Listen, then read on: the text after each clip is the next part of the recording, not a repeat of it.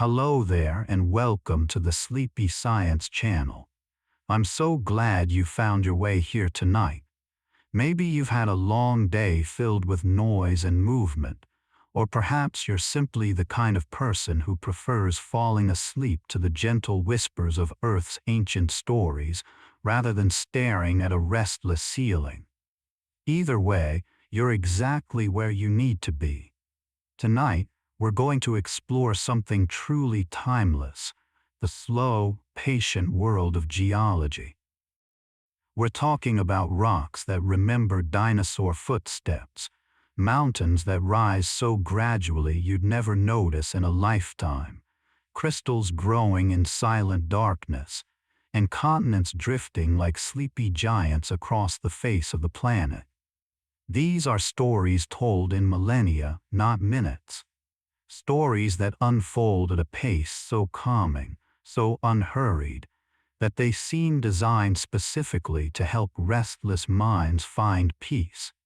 There's something deeply soothing about geology. While our human lives rush by in a blur of deadlines and notifications, the earth beneath our feet operates on a completely different timescale. A mountain doesn't worry about tomorrow. A pebble on a beach doesn't stress about next week's agenda. They simply exist, transformed gradually by forces both gentle and grand, teaching us through their very nature that slow change is still profound change. So tonight, let yourself sink into your pillows a little deeper. Adjust your blankets until you're perfectly comfortable. If you'd like to close your eyes, that's wonderful. If you prefer to keep them softly open, that's perfect too. There's no right way to do this, only your way. And if you enjoy this journey through geological time, consider subscribing to this channel and leaving a like. It helps other restless minds find their way to these soothing stories. But there's no pressure, no rush.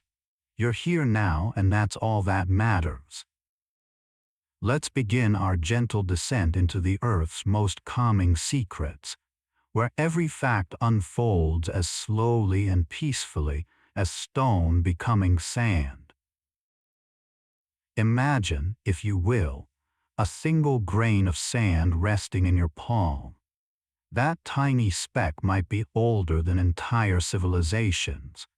Some grains of sand on Earth have journeyed for hundreds of millions of years, tumbling down ancient rivers that no longer exist, resting on ocean floors that have since become mountain peaks, and weathering through countless seasons before finally arriving at the beach where you might one day pick them up. Each grain carries a story written in microscopic scratches and mineral composition, a diary of deep time that continues even now as you drift toward sleep.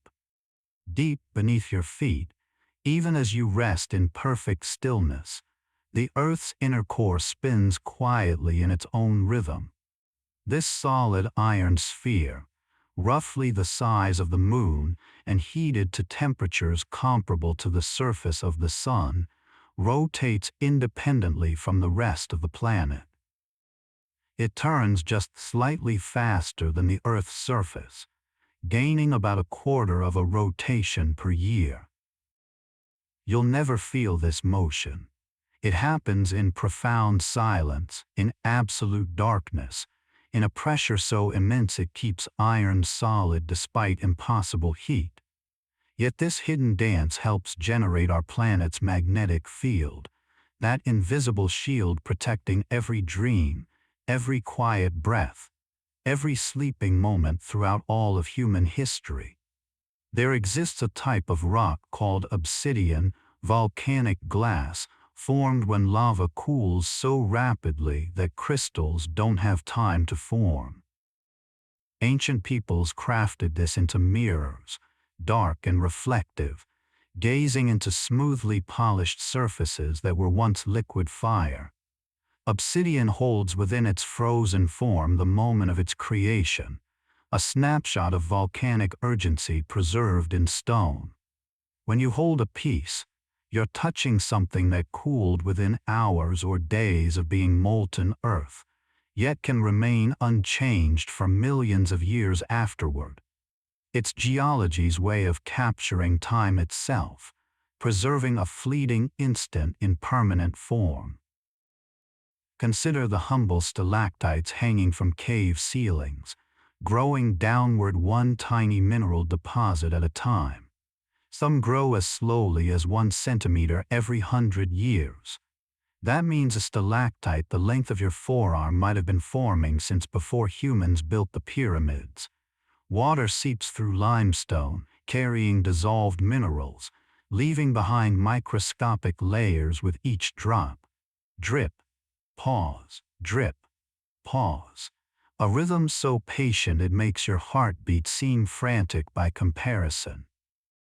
These stone icicles ask nothing of you except perhaps to remember that beautiful things can grow at their own pace, unhurried and unconcerned with anyone's schedule. The Appalachian Mountains, those gentle, rounded peaks covered in forests and mist, were once as tall and jagged as the Himalayas are today. Over hundreds of millions of years, wind and rain and ice have worn them down from knife-edge ridges to the soft, sleeping giants we see now. They've been eroding longer than mammals have existed on Earth.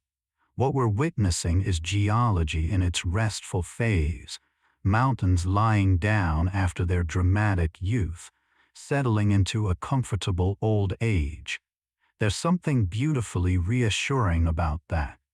Even mountains eventually relax. Even stone finds its way to gentleness. Beneath the ocean floor, new Earth is being born at this very moment. Along mid-ocean ridges, tectonic plates slowly pull apart and magma rises to fill the gap, cooling into fresh seafloor.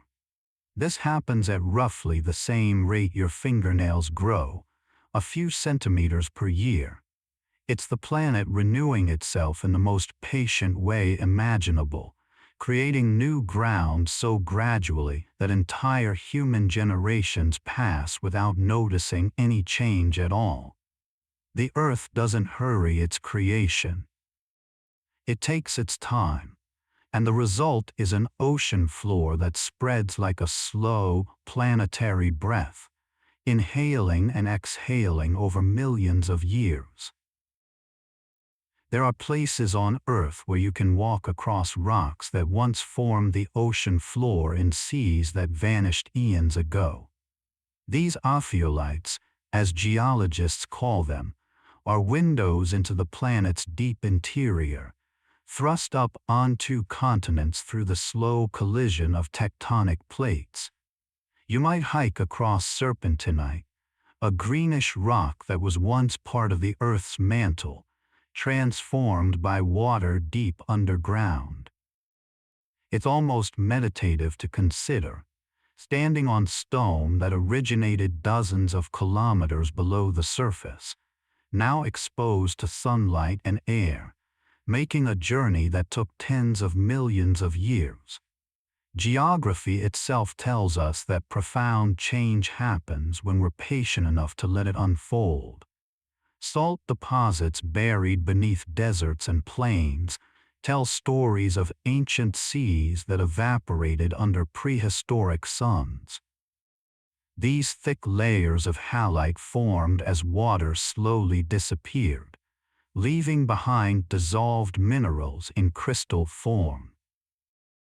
Some salt deposits are hundreds of meters thick, representing thousands of years of evaporation from seas so old their very coastlines have been erased. When you season your dinner with salt, you might be sprinkling minerals that crystallized when trilobites still crawled across ocean floors. It's a connection to deep time that you can taste, a geological fact that literally seasons your life. And isn't there something comforting about that? The Earth providing even as it transforms, even as it changes from sea to stone to the salt on your table. Geologists have discovered that diamonds form deep in the Earth's mantle, where pressure and temperature forge carbon into crystal lattices of extraordinary hardness.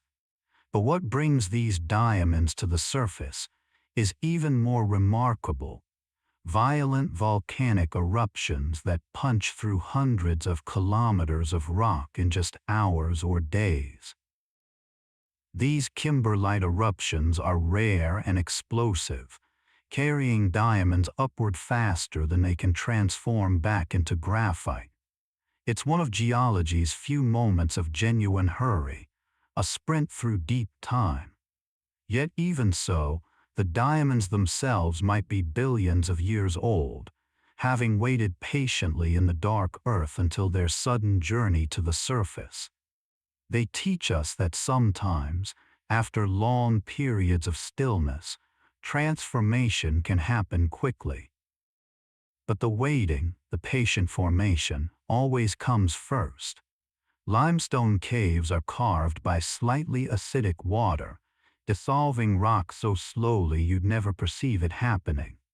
A cave system might take hundreds of thousands of years to hollow out, created by water that barely seems to do anything at all. Just a gentle flow, century after century, molecule by molecule removing stone. The result is a cathedral of darkness, filled with formations of breathtaking delicacy. Flowstone cascades down wall like frozen waterfalls. Delicate soda straws hang from ceilings, hollow tubes thinner than your finger that took millennia to form. In the absolute silence of these caves, you can almost hear the whisper of geological time itself, the patient work of water teaching stone to yield, gradually, without resistance. There exists a phenomenon called rhythmites, layers of sediment that preserve the rhythm of ancient tides. By studying these rocks, geologists can determine how long days and months were in the distant past. The Earth's rotation has been gradually slowing due to tidal friction with the Moon, which means days were once shorter. Rhythmites from 900 million years ago suggest that back then, a day was only about 18 hours long, and a year contained roughly 480 days. The Earth is slowly, almost imperceptibly, winding down like a spinning top, adding a few milliseconds to each day every century. You'll never notice this change in your lifetime. Neither will your children, nor their children, nor generations beyond. But it's happening, steady and sure, the planet finding its slower rhythm, taking its time. Amber is fossilized tree resin, and within it, we sometimes find perfectly preserved insects, spiders, even tiny frogs frozen in time. These creatures became trapped in sticky sap millions of years ago, and as that sap fossilized, it created a window into ancient forests. The amber itself is beautiful, golden, translucent, warm to the touch, but what it represents is even more extraordinary.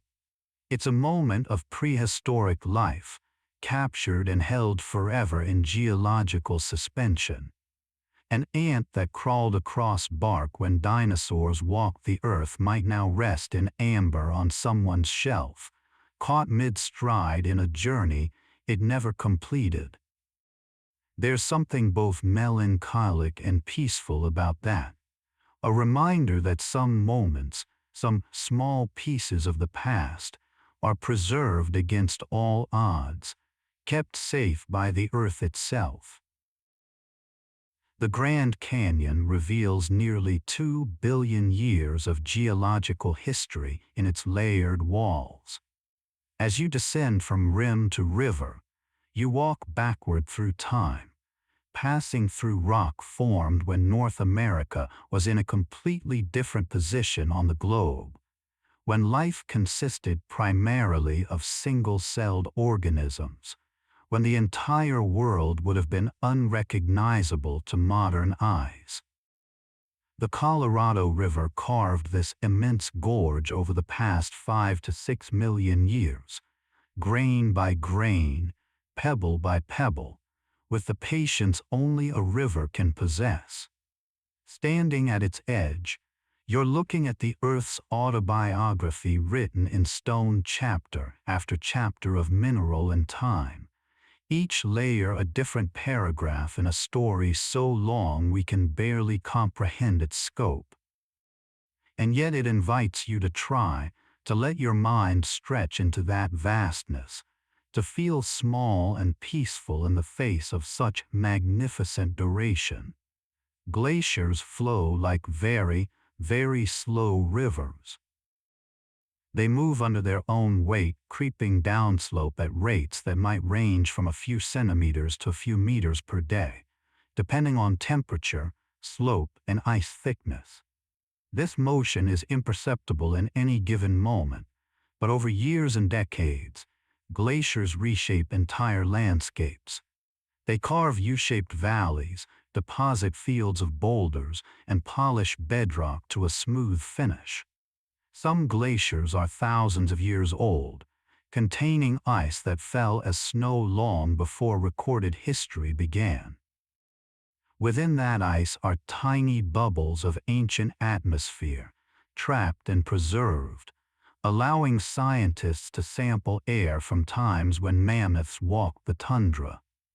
The glacier holds onto these breaths of the past, storing them carefully, releasing them only as it slowly, slowly melts. Petrified wood is one of geology's most beautiful transformations. When trees fall and become buried in sediment, sometimes mineral-rich water percolates through their structure, gradually replacing organic material with stone, usually silica. The process preserves the tree's structure in incredible detail. You can see individual growth rings, the texture of bark, even the tunnels left by ancient insects, all rendered in agate and chalcedony, in colors the living tree never possessed. What was once alive and growing becomes eternal and unchanging. It's fossilization as art, the earth taking something temporary and deciding to keep it forever, transforming wood into gemstone with the kind of care only geological time can provide. The Moaraki boulders of New Zealand are large, spherical stones scattered along a beach, looking for all the world like dragon eggs or the playthings of giants.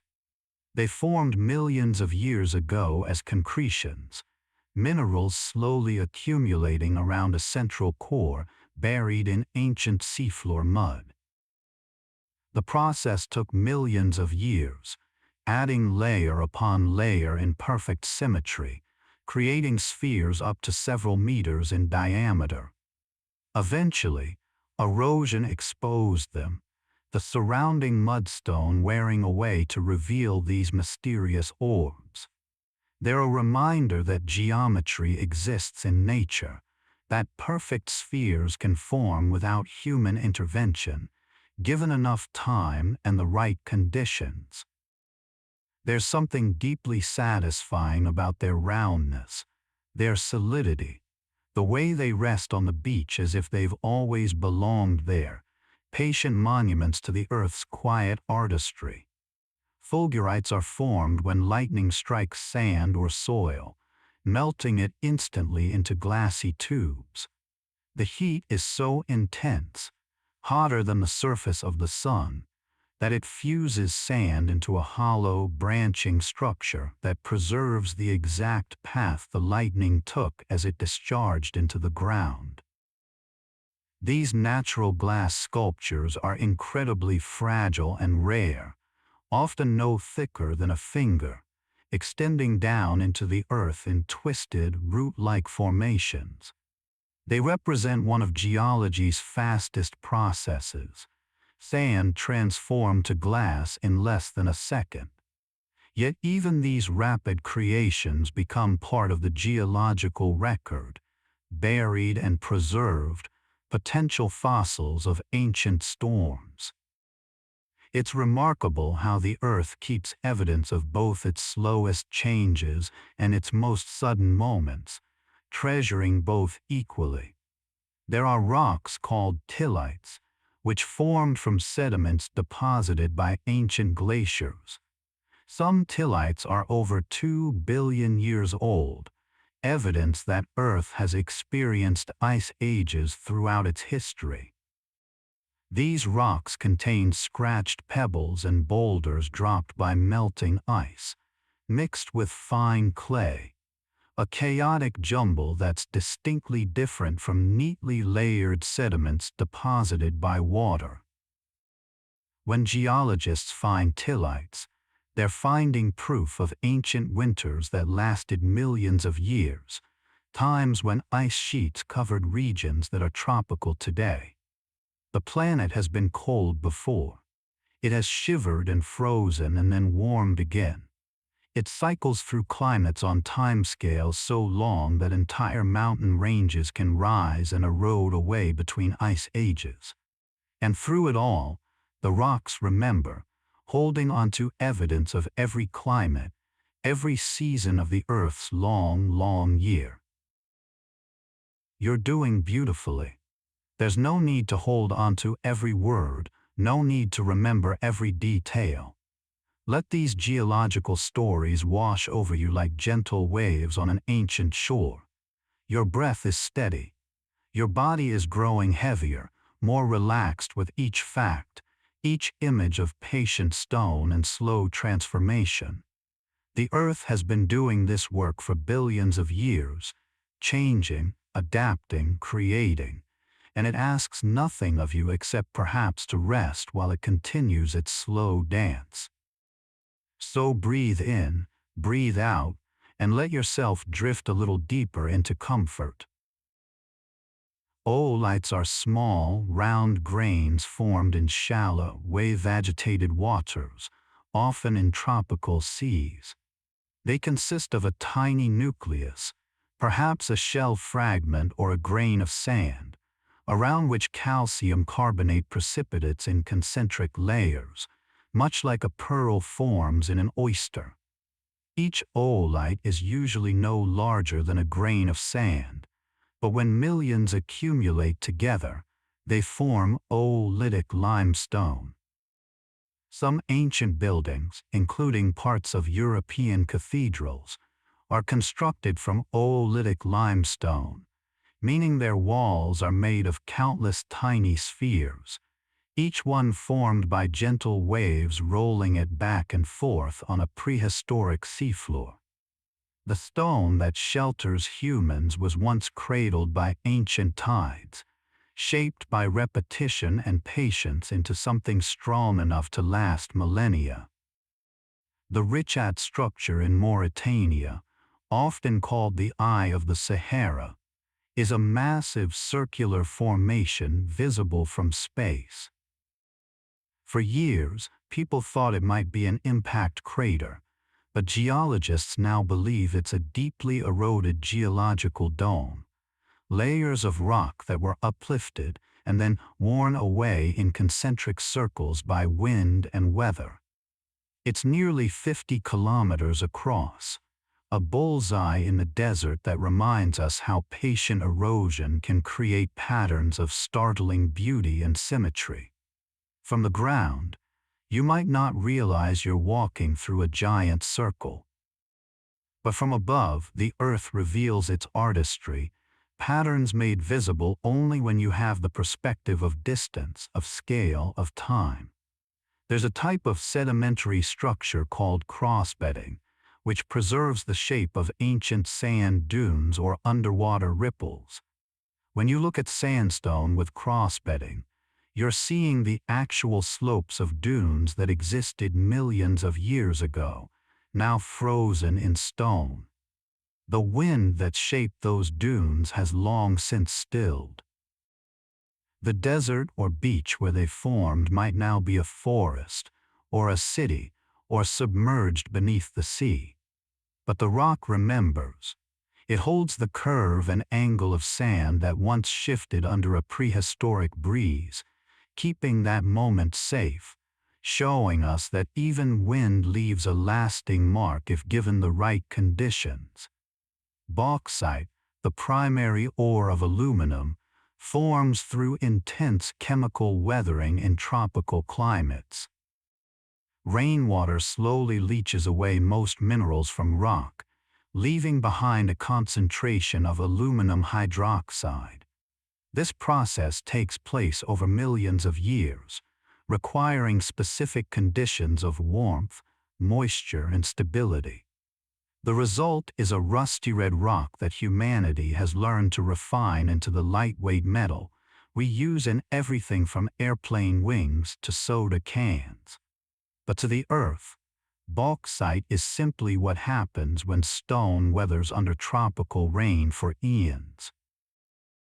It's geology's version of distillation, reducing rock to its most weather-resistant components, one raindrop at a time with all the patience of eternal summer. Geodes are perhaps geology's most delightful surprise. From the outside they look like ordinary rocks, rough, unassuming, often round. But crack one open, and inside you might find a cathedral of crystals, amethyst, quartz, calcite, glittering in a hollow chamber.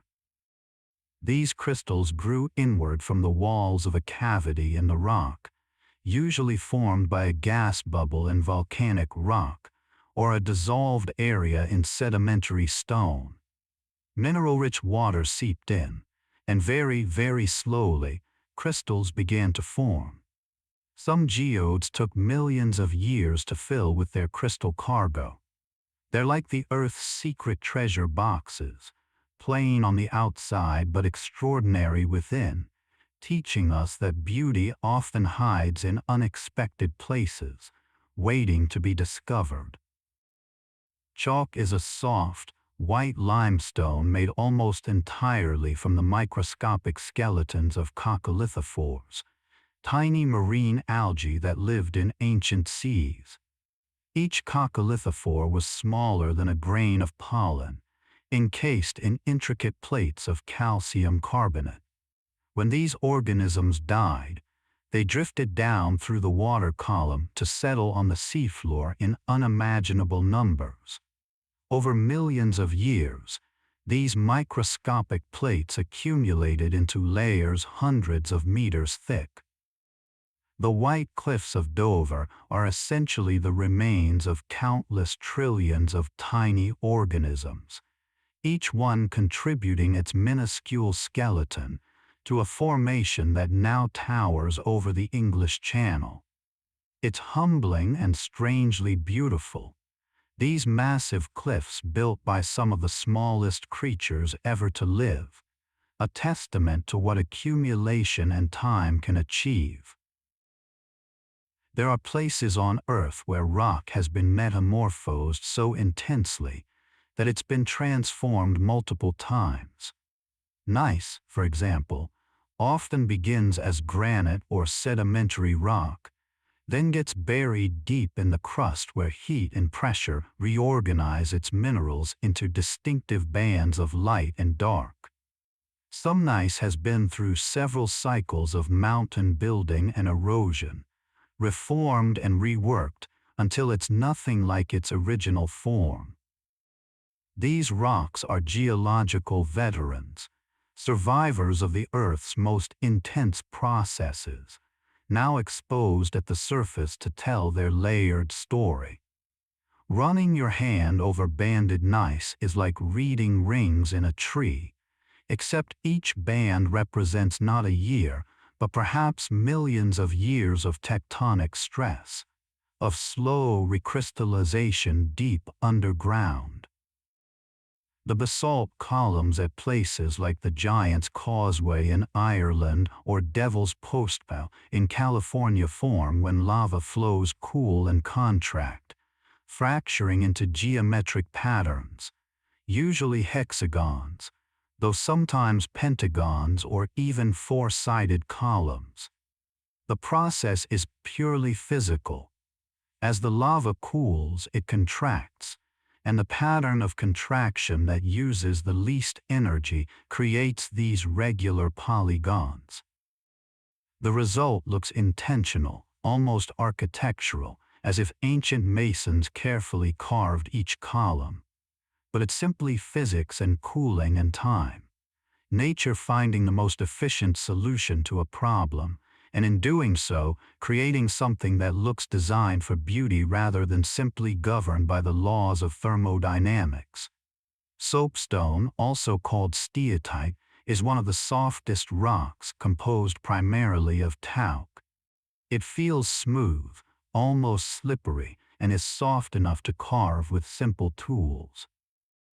Ancient peoples used it to create sculptures, bowls, and other objects.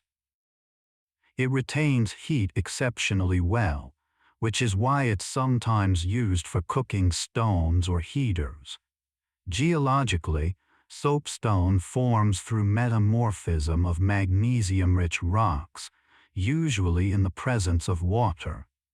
The talc-rich result is geology's gentle offering, a stone that's soft to the touch, easy to work with, almost comforting in its lack of hardness. In a world of granite toughness and diamond hardness, soapstone reminds us that softness has its place too, that not all rocks need to be unyielding to be valuable.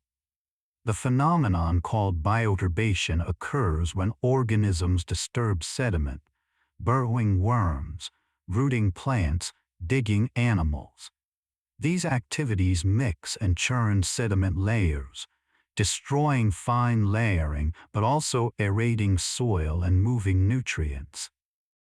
When bioturbated sediment eventually becomes sedimentary rock, it preserves evidence of ancient life not through body fossils, but through the traces of activity, burrows, root traces, feeding marks. These are called trace fossils, and they tell us how creatures lived, not just what they looked like.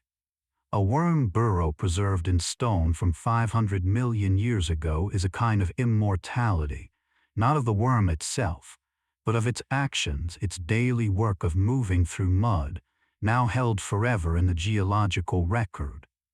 Laterite is a type of soil and rock rich in iron and aluminum, formed in hot, humid climates through intense weathering. It's often bright red or orange, colored by iron oxide.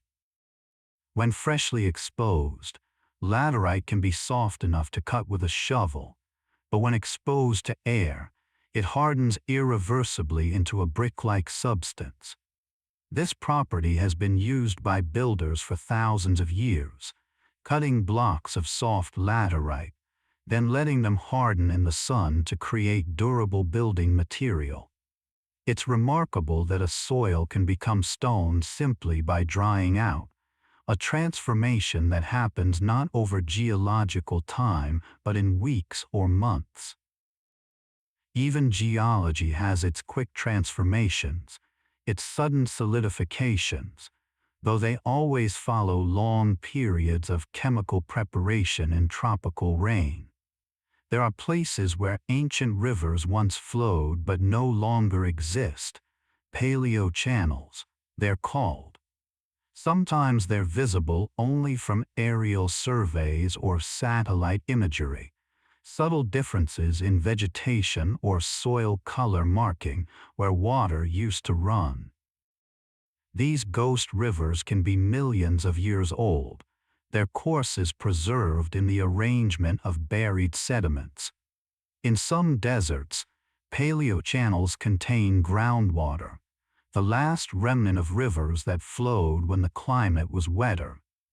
Geologists can trace these ancient waterways across landscapes, reconstructing drainage patterns from times when continents were in different positions, when entirely different weather systems dominated. It's like reading a palimpsest where the earth has written new landscapes over old ones, but the original text is still faintly visible if you know how to look. Coal is fossilized plant material, the compressed remains of ancient swamps and forests. Most of Earth's coal formed during the Carboniferous period, around 300 million years ago, when vast swamp forests covered much of the land, and the organisms that typically decompose dead plants hadn't yet evolved efficient ways to break down lignin and cellulose. Dead plant material accumulated in thick layers, was buried, compressed, and gradually transformed, first into peat, then lignite, then bituminous coal, and finally, under the greatest pressure and heat, into anthracite. Each piece of coal represents an ancient forest pressed into stone, solar energy from a prehistoric sun stored as carbon, waiting millions of years to release that energy. It's a form of deep storage, the earth keeping hold of old sunlight until something, geology or humanity, finally unlocks it. Pumice is volcanic rock so filled with gas bubbles that it can float on water. When magma reaches the surface during an explosive eruption, the sudden drop in pressure causes dissolved gases to bubble out rapidly, creating a frothy rock structure. The result is a stone so light, so full of air, that it seems to defy stone's fundamental nature.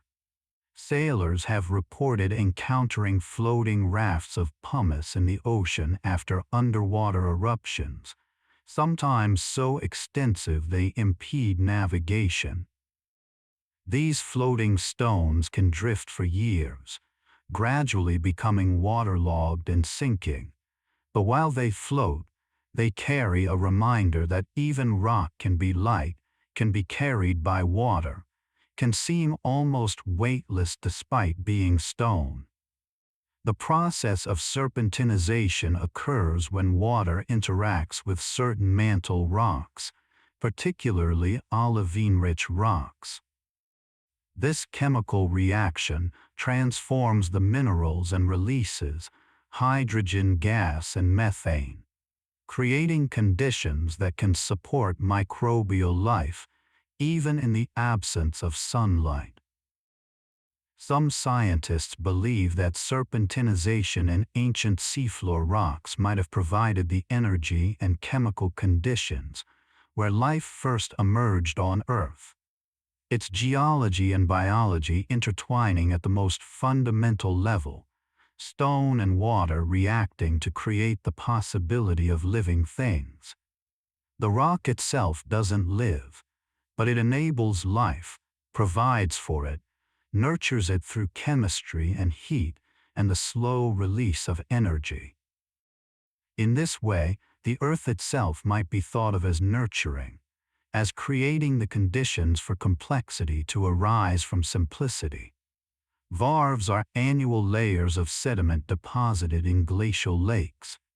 Each varve consists of two layers, a coarser, lighter layer deposited during spring and summer when meltwater carries more sediment, and a finer, darker layer deposited during winter when the lake's surface freezes and fine particles slowly settle in still water.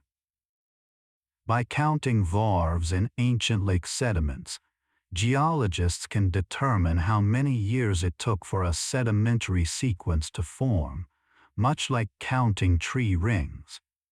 Some varve sequences extend back tens of thousands of years, providing incredibly precise chronologies of glacial retreat, climate change, and landscape evolution. They're the Earth's calendar, written in alternating layers of silt and clay, each couplet representing one turn around the sun, one cycle of freeze and thaw, preserved now in stone. Granite is one of the most common rocks in continental crust, and it forms deep underground as magma cools very slowly. The slow cooling allows large crystals to grow, the quartz, feldspar, and mica that give granite its speckled appearance. Some granite bodies, called plutons, are enormous, extending for tens of kilometers beneath the surface. They cool over hundreds of thousands of years, crystallizing grain by grain. When we see granite exposed at the surface, we're seeing rock that was once buried deep in the crust, that cooled in absolute darkness, and that only reached the light of day after millions of years of erosion stripped away the overlying rock. Every granite countertop, every monument, every stepping stone is a piece of the deep earth brought into daylight, its formation so slow and hidden that its very existence at the surface speaks of immense geological time. There are volcanic rocks called ignimbrites, formed from pyroclastic flows, ground-hugging avalanches of hot gas and volcanic debris that race down the slopes of erupting volcanoes. When these flows finally come to rest, they're still so hot that the particles weld together into solid rock. Some ignimbrites can travel hundreds of kilometers from their source, devastating everything in their path. Yet once they cool and solidify, they become part of the landscape, eventually weathering into fertile soil. Entire regions are built on ignimbrites from ancient supervolcano eruptions, catastrophic events that, given enough time, become foundations for forests and farms. It's a reminder that even violence, given enough time and distance, can transform into something stable, something that supports life rather than destroys it. Solifluction is a type of soil movement that occurs in cold climates where the ground freezes in winter and thaws in summer. When the surface layer thaws, it becomes saturated with water that cannot drain through the still frozen soil beneath. This waterlogged layer slowly flows downslope, sometimes just a few centimeters per year, creating distinctive lobed patterns on hillsides. Over centuries, solifluction can transport soil and rocks significant distances, reshaping hillsides so gradually that you'd never see it happening, but leave evidence that geologists can read in the landscape. It's geology in its gentlest, most gradual mode, not dramatic slides or avalanches, but a slow, saturated creep, the land adjusting itself to gravity one thaw season at a time. Travertine forms at hot springs and in limestone caves, where mineral-rich water deposits calcium carbonate in layers. It's often beautifully banded in colors ranging from white to cream to rusty orange, depending on mineral impurities.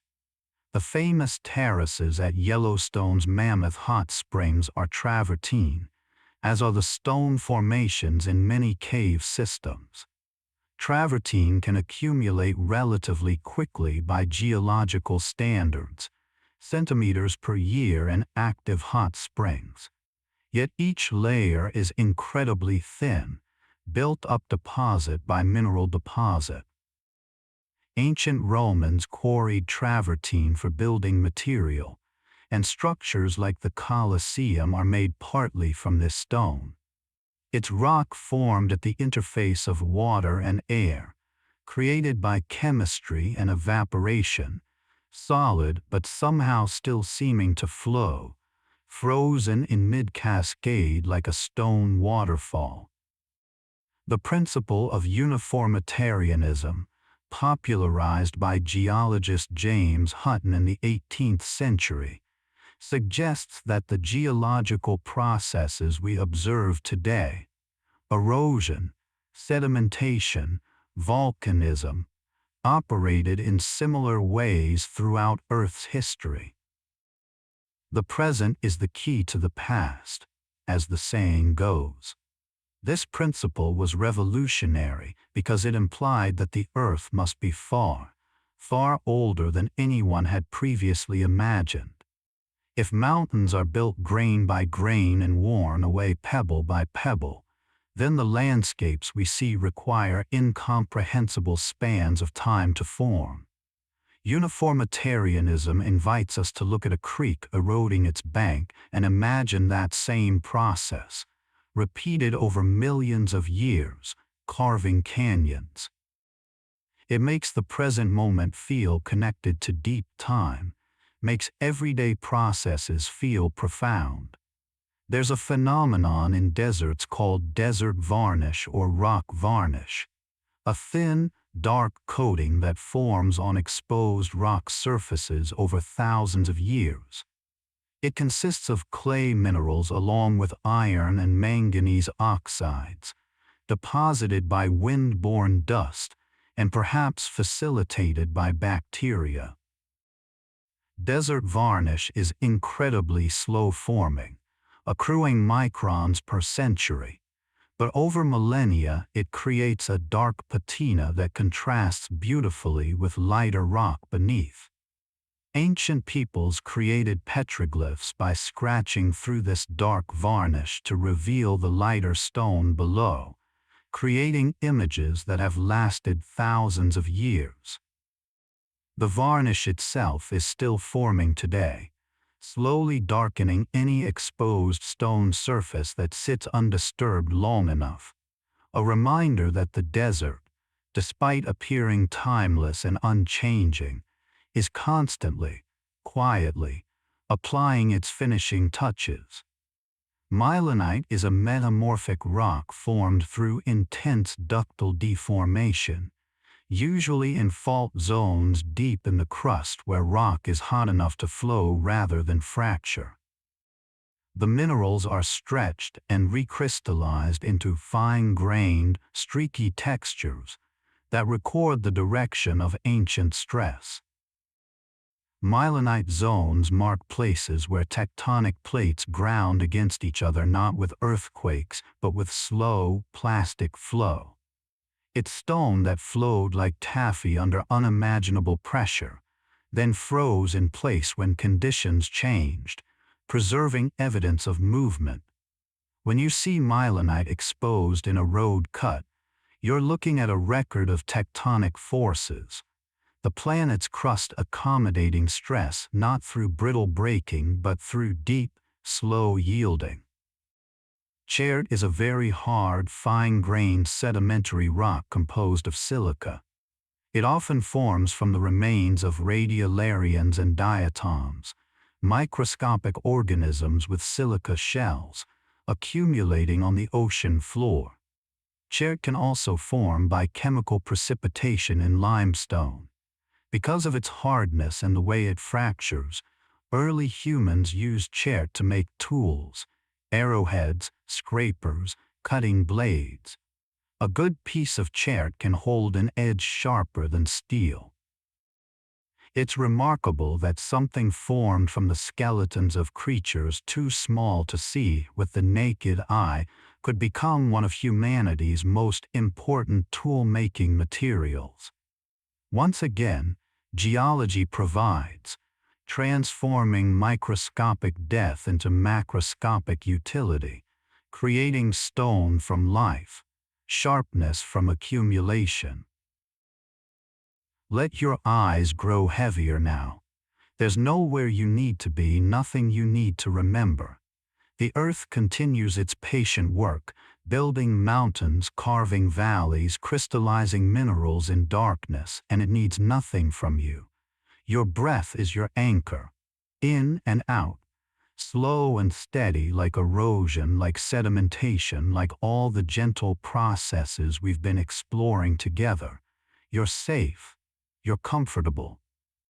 And with each fact, each story of stone and time, you're drifting a little further into the peaceful depths of rest. Fossils form under very specific conditions, which is why they're relatively rare. Most organisms decay completely after death, leaving nothing behind. But if an organism is buried quickly in sediment, protected from scavengers and decay, there's a chance that minerals will gradually replace its structure, creating a fossil.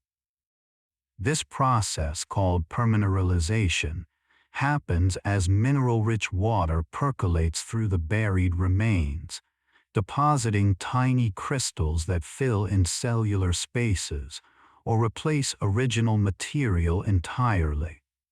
The result is stone in the shape of bone, shell, or leaf, a three-dimensional record of something that once lived. Each fossil represents a 1 in millions chance, a confluence of the right conditions at the right time, preserved so that millions of years later, we can hold the shape of ancient life in our hands. Schist is a metamorphic rock characterized by its tendency to split into thin, flaky layers, a property called schistosity. This foliation develops when minerals recrystallize under directed pressure, aligning themselves perpendicular to the direction of stress. Mica schist, for example, glimmers with countless tiny mica flakes, all oriented the same direction. When you split schist along its natural planes, you're taking advantage of alignment that was created deep in the crust, under mountain-building pressures. It's rock that remembers being squeezed, that organized itself in response to stress, and that still bears the evidence of that ancient pressure. There's something almost understanding about schist. It yielded to force not by breaking, but by reorganizing, finding a new arrangement that could accommodate what the earth demanded of it. Concretions are hard, compact masses that form within sedimentary rock, usually by localized precipitation of mineral cement. They often form around a nucleus, a shell, a bone, a bit of organic material, and grow outward, sometimes becoming much harder than the surrounding rock. When the surrounding softer rock erodes away, concretions remain, weathering out as odd shapes, spheres, disks, irregular nodules. Some concretions are hollow inside or contain beautifully preserved fossils. They're like nature's time capsules, creating zones of extra preservation within ordinary stone. The chemistry of concretion formation is complex, but the result is simple: a harder nugget of rock within softer matrix, waiting to be revealed by weathering, patient as everything in geology is patient. The Alps, those iconic European mountains, are still rising. The African and European tectonic plates continue to converge, pushing the Alps upward at a rate of about 1 millimeter or 2 per year. At the same time, erosion wears them down at roughly the same rate, meaning the mountains maintain approximately their current height. It's a balance between uplift and erosion, between construction and destruction, between the forces deep in the earth and the forces of weather and ice at the surface. The Alps exist in dynamic equilibrium, caught between opposing processes, neither growing dramatically nor shrinking away, just persisting in their current majestic form, while both building and erosion continue their endless competition. Talus is the accumulation of rock fragments at the base of a cliff or steep slope. These fragments fall due to frost wedging, where water seeps into cracks, freezes, expands, and eventually breaks pieces loose. The fallen rocks form a cone or slope of angular debris, a talus slope. These slopes are unstable and shift when disturbed, but they're also a visible record of the cliff's retreat. Each boulder in a tailless pile represents a small moment of collapse, a fracture propagated by ice and gravity. Over thousands of years, a cliff can retreat significantly, as its face is slowly dismantled piece by piece. Standing at the base of a tailless slope, you're standing on the former face of the cliff, on pieces that were once solid wall, now broken and fallen but still bearing witness to the structure they used to be part of. Slate is metamorphosed shale, transformed under heat and pressure into a rock that splits into smooth, flat sheets. This property made slate valuable for roofing tiles, chalkboards, and flooring. The perfect flatness of slate cleavage results from the alignment of microscopic clay minerals, all oriented in the same direction due to the pressure that metamorphosed the original shale. When a skilled worker splits slate, they're taking advantage of this deep alignment, this organization imposed by tectonic forces. Slate is shale that has been through pressure and heat and emerged stronger, more useful, more beautiful, a metamorphic journey from soft mud to durable stone, a transformation that took millions of years but resulted in something that can shelter homes and last centuries. There's a type of sedimentary structure called graded bedding, where each layer of sediment grades from coarse at the bottom to fine at the top. This forms when sediment-laden water suddenly slows, perhaps from a turbidity current in the ocean or a flood on land, and particles settle out according to size, with the heaviest settling first. Each graded bed represents a single depositional event, a pulse of sediment followed by quiet time. Stacks of graded beds tell stories of repeated events, storms, floods, underwater landslides, separated by periods of calm. Reading graded bedding is like reading the diary of ancient waters, each entry recording a moment of sudden activity followed by the return to stillness. Banded iron formations are some of the oldest rocks on Earth, dating back over 2 billion years. They consist of alternating layers of iron-rich minerals and silica, and they formed in ancient oceans before the atmosphere contained much oxygen. The iron was dissolved in seawater, but when cyanobacteria began producing oxygen through photosynthesis, that oxygen reacted with the iron, causing it to precipitate out and sink to the ocean floor in layers.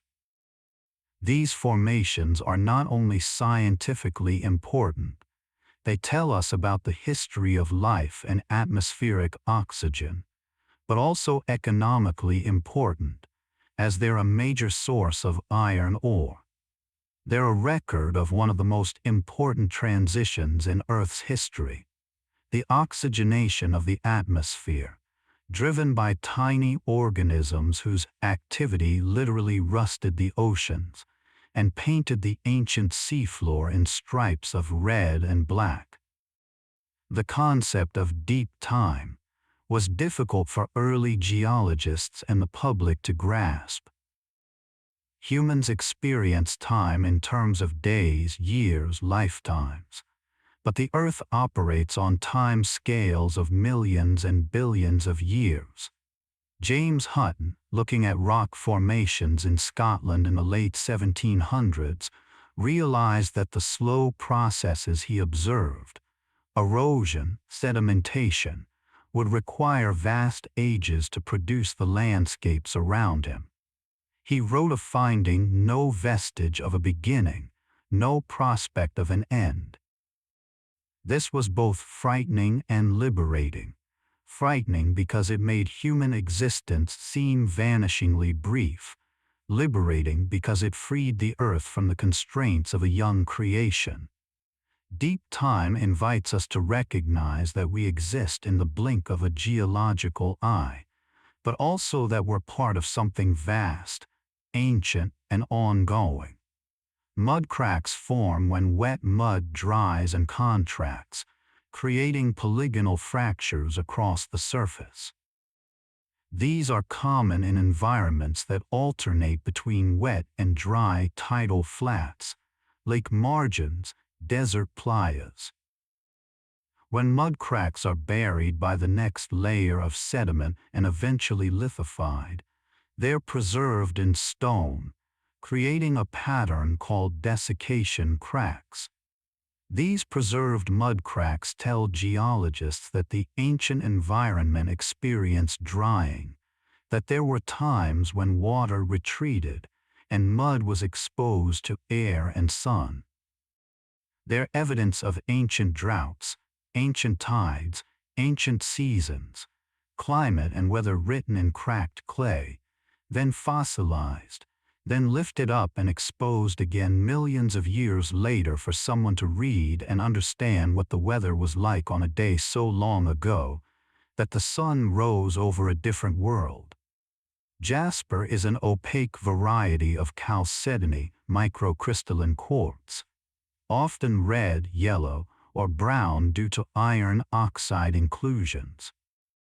It forms in a variety of environments and can be quite beautiful, sometimes with banding or patterns.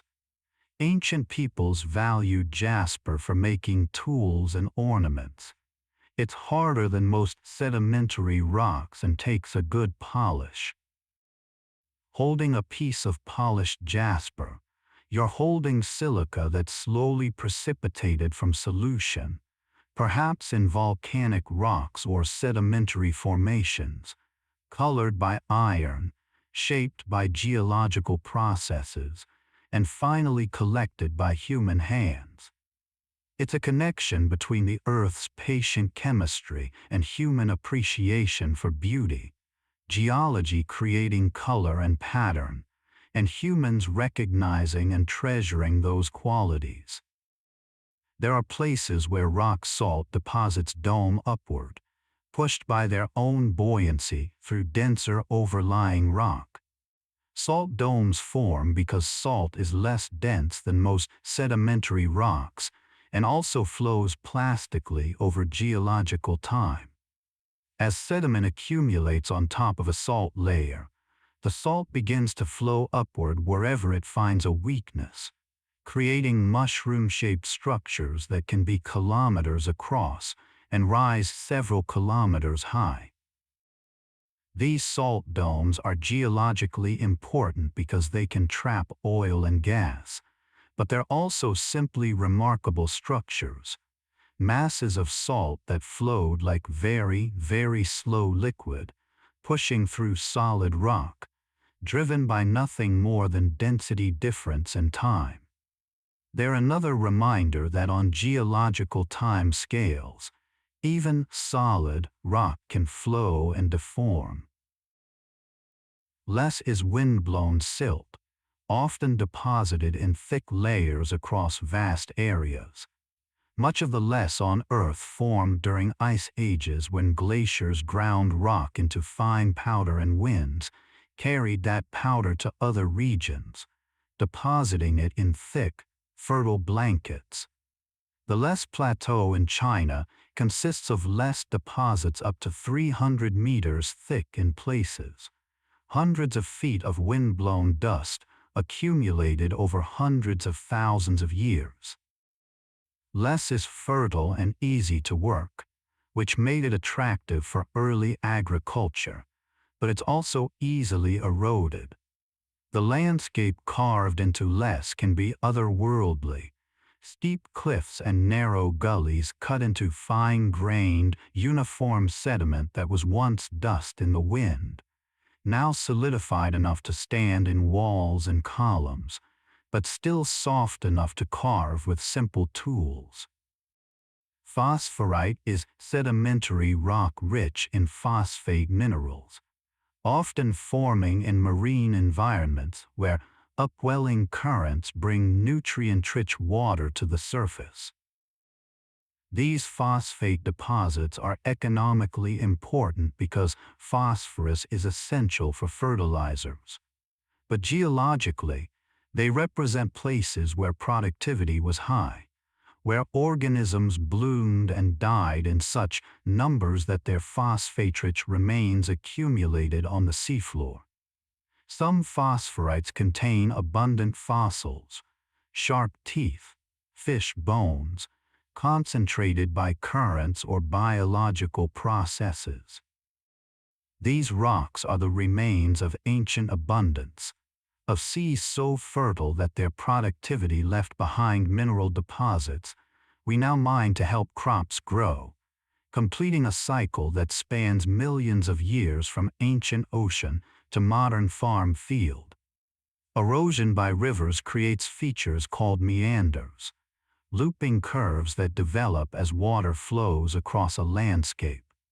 The river erodes the outer bank of each curve where the current is fastest, and deposits sediment on the inner bank where the current is slower. Over time, meanders grow more pronounced, sometimes forming such tight loops that the river eventually cuts through the narrow neck of land, abandoning the old meander loop as an oxbow lake. The entire process can take decades to centuries to play out, a dance between water and land that's visible in satellite images of rivers across the world. Meanders are geometry created by fluid dynamics, beauty emerging from physics, curves drawn by water finding its path of least resistance through time and space. There are volcanic rocks called obsidian that were highly valued by ancient peoples for making blades and tools. Obsidian fractures conchoidally, meaning it breaks in smooth, curved surfaces and can be knapped into edges sharper than surgical steel. Archaeologists can trace obsidian artifacts back to their source volcanoes by analyzing their chemical composition, revealing ancient trade networks that spanned hundreds of kilometers. A blade made from obsidian carries within it not only the moment of its volcanic formation, but also the journey it took through human hands, from source to tool maker to user. It's geology and archaeology intertwined, volcanic glass becoming technology, its very sharpness a property of how it cooled and how it breaks, nature providing utility through chance of volcanic chemistry. Pavements of stones called desert pavement form in arid regions where fine sediments are blown away by wind, leaving behind a surface of tightly packed rocks. This process is called deflation. The remaining stones often develop desert varnish and become so tightly fitted together that they protect the soil beneath from further erosion. Desert pavement can take thousands of years to form and is easily damaged. Tire tracks or footprints can disrupt the protective stone layer, exposing underlying soil to wind erosion. These surfaces are a delicate equilibrium between rock and wind, a temporary stability achieved after millennia of sorting, and they remind us that deserts, often seen as empty wastelands, actually have their own slow ecology of rock and wind, their own processes that create structure and pattern. Aragonite is a mineral with the same chemical composition as calcite. Both are calcium carbonate, but with a different crystal structure. Aragonite often forms in marine environments and is a major component of shells and coral skeletons. Over geological time, aragonite tends to convert to calcite, the more stable form. This means that very old fossils that originally had aragonite shells have often been altered or recrystallized. But in some caves, aragonite crystals form delicate, needle-like formations called frostwork, creating displays of incredible beauty. These crystals are metastable. They'll eventually change to calcite. But while they exist as aragonite, they're exquisite, fragile, a transient form of a common mineral, reminding us that even in geology, some beauty is temporary. Some structures are intermediate steps in a longer transformation. How are you feeling? Heavy, perhaps, warm and relaxed. That's exactly how you should feel. Let these stories of stone and time carry you further down into restfulness. There's no need to fight sleep if it's coming. There's no requirement to stay alert. The Earth story continues whether we're listening closely or drifting away. Your breath is your only task now, in and out, slow and steady, like tides on a timeless shore. Turbidites are sediments deposited by turbidity currents, underwater avalanches of sediment-laden water that rush down submarine slopes. When these currents finally slow, they deposit their load in characteristic patterns, coarse material at the bottom, grading to finer material at the top. Turbidite sequences can build up over millions of years, creating thick deposits of graded beds. Some of Earth's most productive oil and gas reservoirs are turbidite sandstones. But beyond their economic importance, turbidites remind us that the deep ocean is not a place of permanent stillness.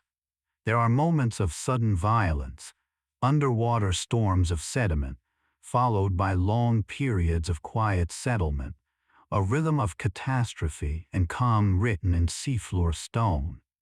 Peat bogs are places where plant material accumulates faster than it decays, usually because the water is acidic and oxygen-poor. Over thousands of years, peat can build up to many meters thickness.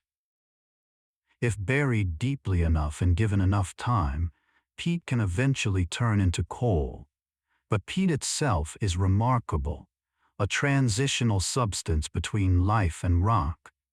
Peat bogs preserve pollen, plant remains, and even human artifacts in extraordinary detail.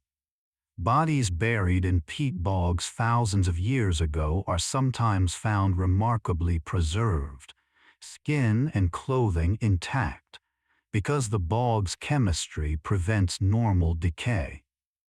It's a kind of natural preservation, the earth holding onto things, keeping them safe in acidic wetness, suspending them between decay and fossilization. The concept of isostasy explains how Earth's crust floats on the denser mantle beneath, much like icebergs float in water. Thicker, lighter crust like continents floats higher, while thinner, denser crust like ocean floors sits lower. When weight is added, for example, a thick ice sheet during an ice age, the crust sinks deeper into the mantle. When that weight is removed, the ice melts. The crust slowly rebounds upward. Scandinavia is still rising, rebounding from the weight of ice sheets that melted thousands of years ago. The process is called isostatic rebound, and it's still measurable, still ongoing. The Earth's crust is not rigid. It floats and adjusts, seeking equilibrium like a boat adjusting to changes in cargo, except the cargo is ice, and the adjustment takes thousands of years. There's a sedimentary structure called ripple marks, formed by currents of water or wind moving over sand. These ripples can be preserved when buried by subsequent sediment, creating fossilized wave patterns. Ripple marks tell geologists about ancient environments. The size and shape of the ripples indicate whether they formed in shallow water, deep water, or by wind. Some ripple marks are hundreds of millions of years old, preserving the passage of waves across sand when that sand was on a beach or riverbed in a world unrecognizable to modern eyes. They're fossils of motion, of energy passing through matter, brief disturbances in sediment frozen in time and turned to stone. Hematite is an iron oxide mineral, often deep red or silver gray depending on its form. It's one of the most important iron ores, mined for steel production. But hematite is also a pigment. Ochre and red ochre used in cave paintings and ancient art are hematite-based. Humans have been using hematite for at least 100,000 years, making it one of the oldest materials we've used for symbolic or artistic purposes. Ground hematite mixed with fat or water creates a red paint that can last tens of thousands of years on cave walls. In this way, geology provides not just utility but expression, not just material but meaning. Iron oxide from the earth becomes art on stone, humanity and geology collaborating across time. Regolith is the layer of loose, unconsolidated material covering solid bedrock, soil, broken rock, dust, everything that's not solid stone. On Earth, regolith forms through weathering and biological processes. The Moon has regolith too, formed by meteorite impacts smashing rock into powder over billions of years. Earth's regolith is generally a product of patience, frost wedging, chemical weathering, plant roots breaking rock apart, century by century.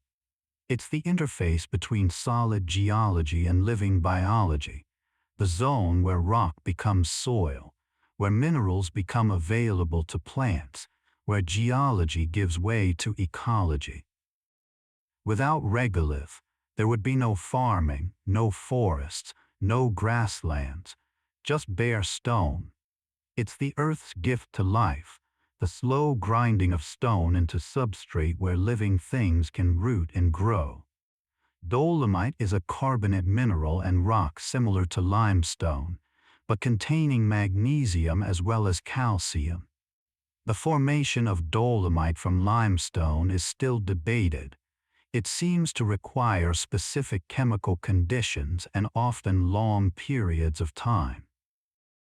Some scientists call this the dolomite problem, because we don't often see it forming in modern environments, yet vast ancient formations are made of it. These dolomite formations, like the Dolomite Mountains in Italy, stand as evidence of processes that may no longer operate in quite the same way, or that operate so slowly we haven't observed them in action. It's a reminder that the Earth's past may not be perfectly uniform with its present, that ancient conditions might have been subtly different in ways that allowed formations we can't easily replicate today. Glacial erratics are boulders that have been transported by glaciers and deposited far from their source. These rocks are erratic in the sense that they don't match the local geology. A granite boulder sitting in an area of limestone, for example. Erratics can be enormous, weighing thousands of tons, carried by ice and deposited when the glacier melted. Before people understood glaciation, erratics were mysterious. How did these giant rocks arrive in locations where no similar rock existed? Some cultures attributed them to giants or floods. Now we know they're evidence of ice sheets that once covered regions now temperate. Each erratic is a traveler from distant geology, a piece of landscape moved hundreds of kilometers and left behind like a glacial calling card. The mineral quartz is one of the most abundant on Earth's surface and one of the most durable. It's resistant to weathering, hard, chemically stable. This is why beach sand is often largely quartz. Other minerals weather away, but quartz persists. Some quartz grains have been recycled through multiple rock cycles, forming in granite, weathering out, becoming part of sandstone, being metamorphosed into quartzite, weathering out again, becoming sand again. These grains are veterans of deep time, survivors of countless cycles of erosion and deposition. When you hold a handful of sand, you might be holding grains that have existed as individual crystals for hundreds of millions of years, passed from rock to sediment to rock again, patient witnesses to the Earth's endless transformation.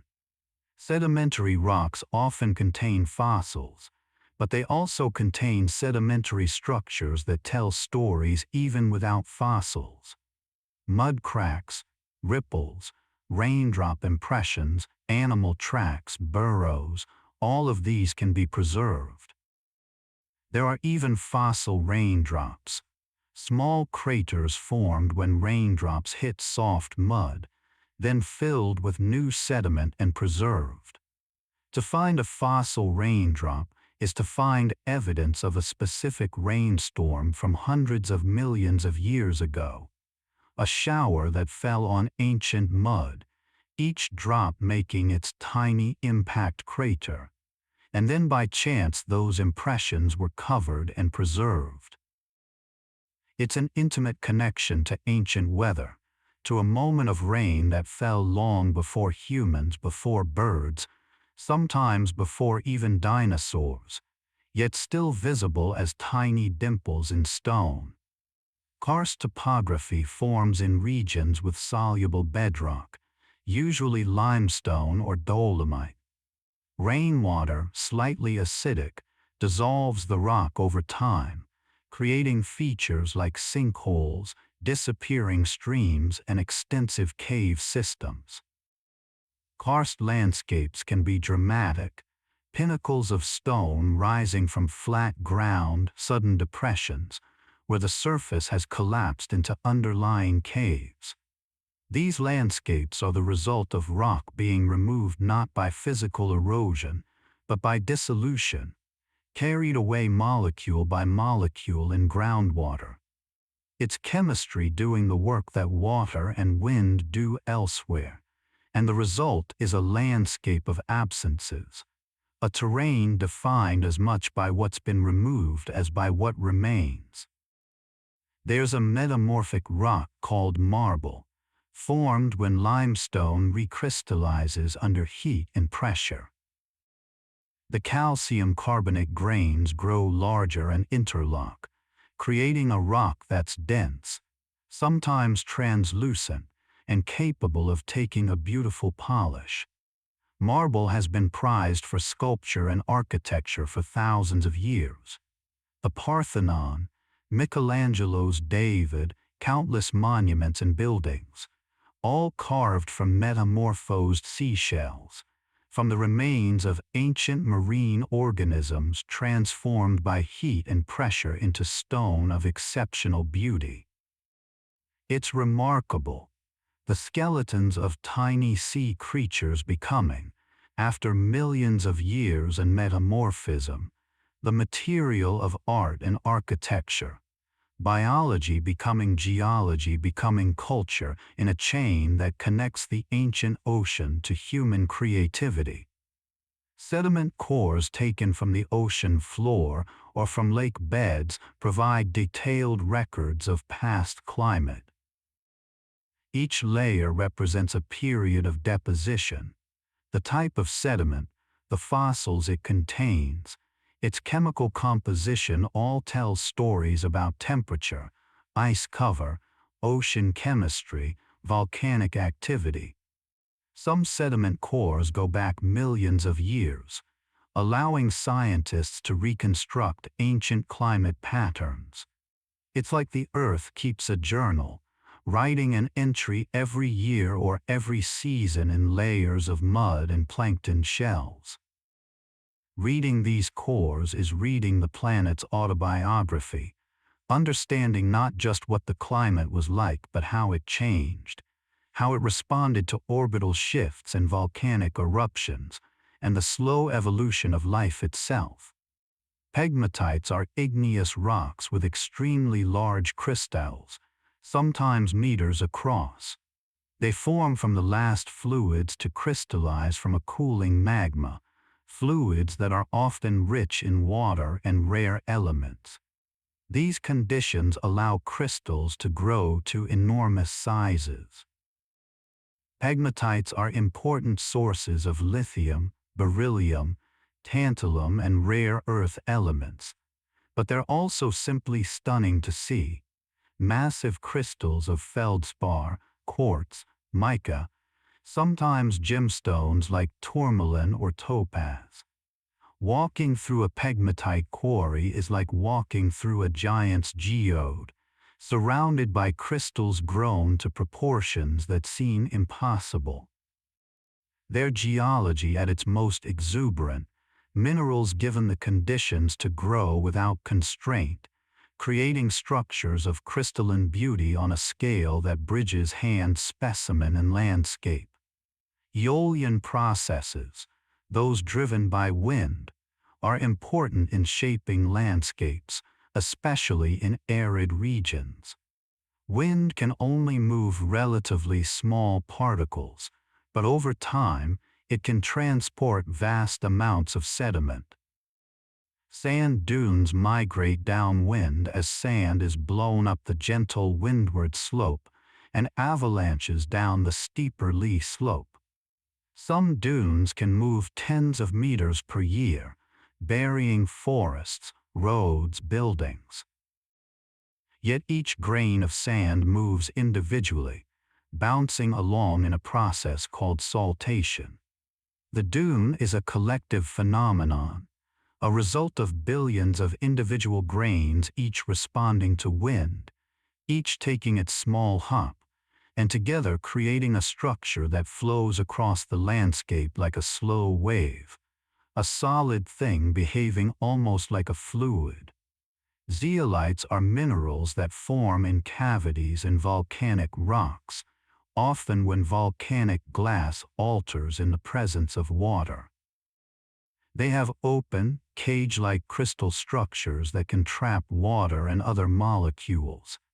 This property makes zeolites useful as molecular sieves and in water softening.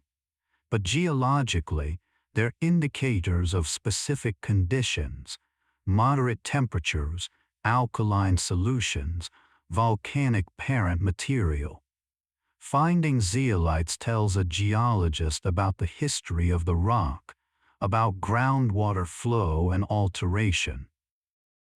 And on a more poetic level, zeolites are crystals with empty spaces, minerals that are as much about void as about solid, structures that hold emptiness within themselves like tiny architectural spaces at the molecular level.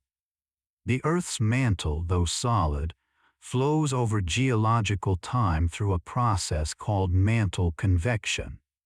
Hot material rises, cools, and sinks in vast, slow circulation patterns. This convection drives plate tectonics, moving continents, opening and closing ocean basins. The mantle's viscosity is such that it flows like a solid, glacially slow, yet flowing nonetheless. It's hard to grasp, rock flowing but remaining solid, deforming without breaking, moving continents on its back like a conveyor belt that takes hundreds of millions of years to complete one cycle. We live on the surface of a planet in motion, riding tectonic plates that float on a flowing mantle. But the time scale is so long that we perceive it all as solid, stable, unchanging. It's only when we look at the evidence, earthquakes, volcanic eruptions, GPS measurements, that we realize the Earth is anything but still. There are rocks called tough, formed from volcanic ash that has been compressed and cemented into solid stone. Tough can vary from soft and easily crumbled to hard and durable, depending on composition and how well it's been cemented. Ancient civilizations sometimes carved houses and even entire cities into tough cliffs, Cappadocia in Turkey being a famous example. These rocks are soft enough to carve but strong enough to support structures, and they provide good insulation. It's remarkable. Stone formed in moments of volcanic violence, erupted as ash and falling like snow, later becoming a substance gentle enough for humans to shape into homes. Once again, geology provides, this time shelter, carved directly into the rock itself, human habitation finding its place within stone that remembers fire. Your breathing is so calm now, so steady. Perhaps you've drifted away from these words entirely, and that's perfectly fine. Or perhaps you're still here, listening with half your mind while the other half explores dreams. Either way, you're exactly where you should be. The stories of stone continue, but they ask nothing from you. Rest now. Let the weight of your body sink deeper into comfort. Let the slow rhythms of geology lull you further toward sleep. Subduction zones are places where one tectonic plate descends beneath another, usually an oceanic plate sliding under a continental plate. As the descending plate moves deeper, it encounters increasing heat and pressure. Water trapped in the minerals is released, lowering the melting point of the mantle above, causing magma to form. This magma rises, creating volcanic arcs, chains of volcanoes parallel to the subduction zone. The process is slow, violent, and creative all at once.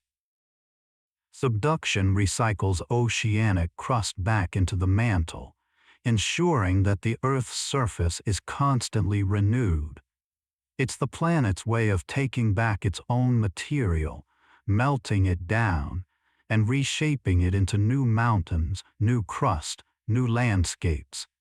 It's destruction as creation, an ending that enables new beginnings. Gypsum is a soft, sulfate mineral that forms in evaporating seas and salt lakes.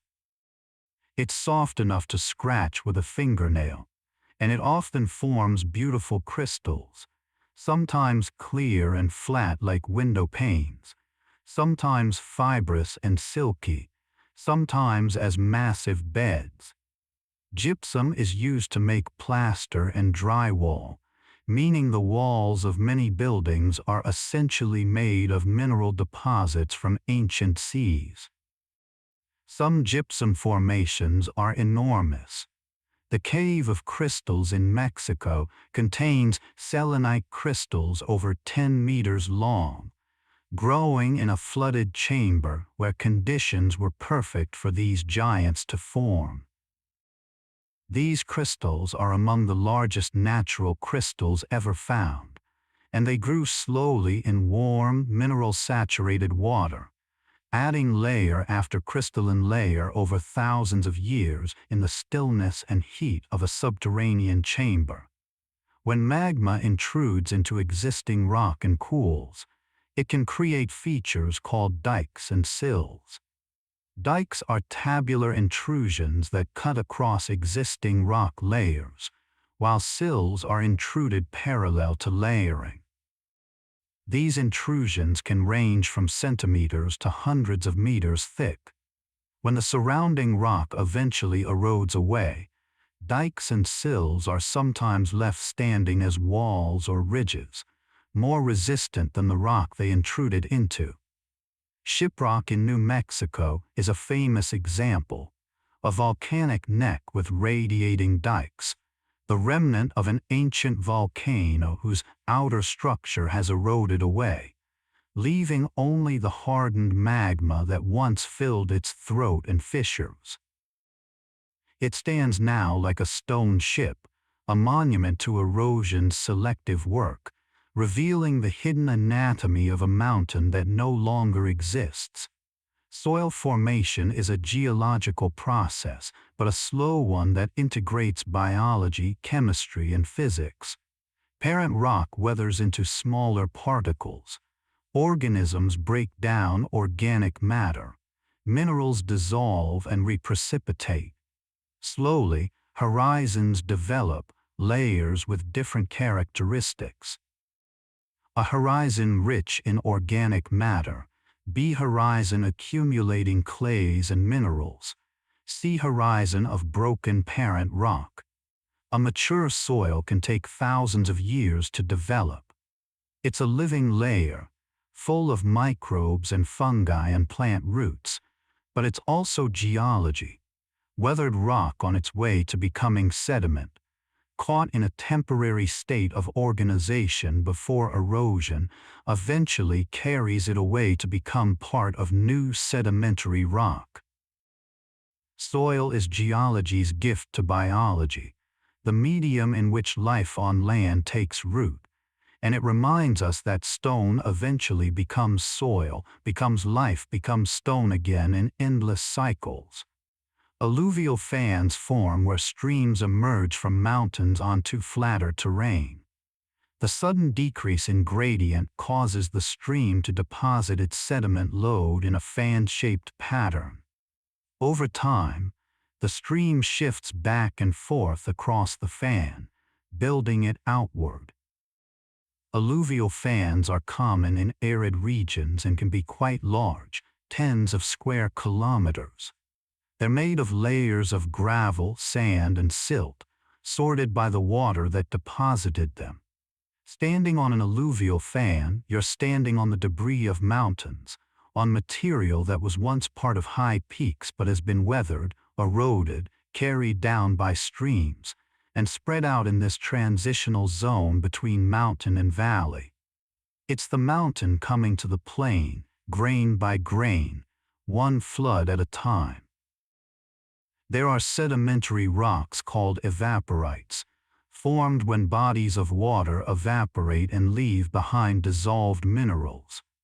Halite rock salt, gypsum, and other minerals precipitate as the water becomes increasingly concentrated. Evaporite deposits can be hundreds of meters thick, representing repeated cycles of flooding and evaporation, seas that came and went, leaving layer upon layer of crystallized minerals. These deposits are economically important, sources of salt, gypsum, potash, but they're also records of ancient climate, evidence of times when the weather was such that large bodies of water repeatedly dried up. They're stone that was once dissolved in water, minerals that traveled in solution before crystallizing out when conditions changed, when water could no longer hold them dissolved and had to release them as solid crystals, settling into beds that would eventually become rock. Pillow lava forms when lava erupts underwater. The cold water rapidly cools the outer surface of the lava, forming a solid crust, while the interior remains molten and continues to push outward, creating bulbous, pillow-shaped structures. These pillows stack and pile on top of each other, creating formations that are distinctly recognizable.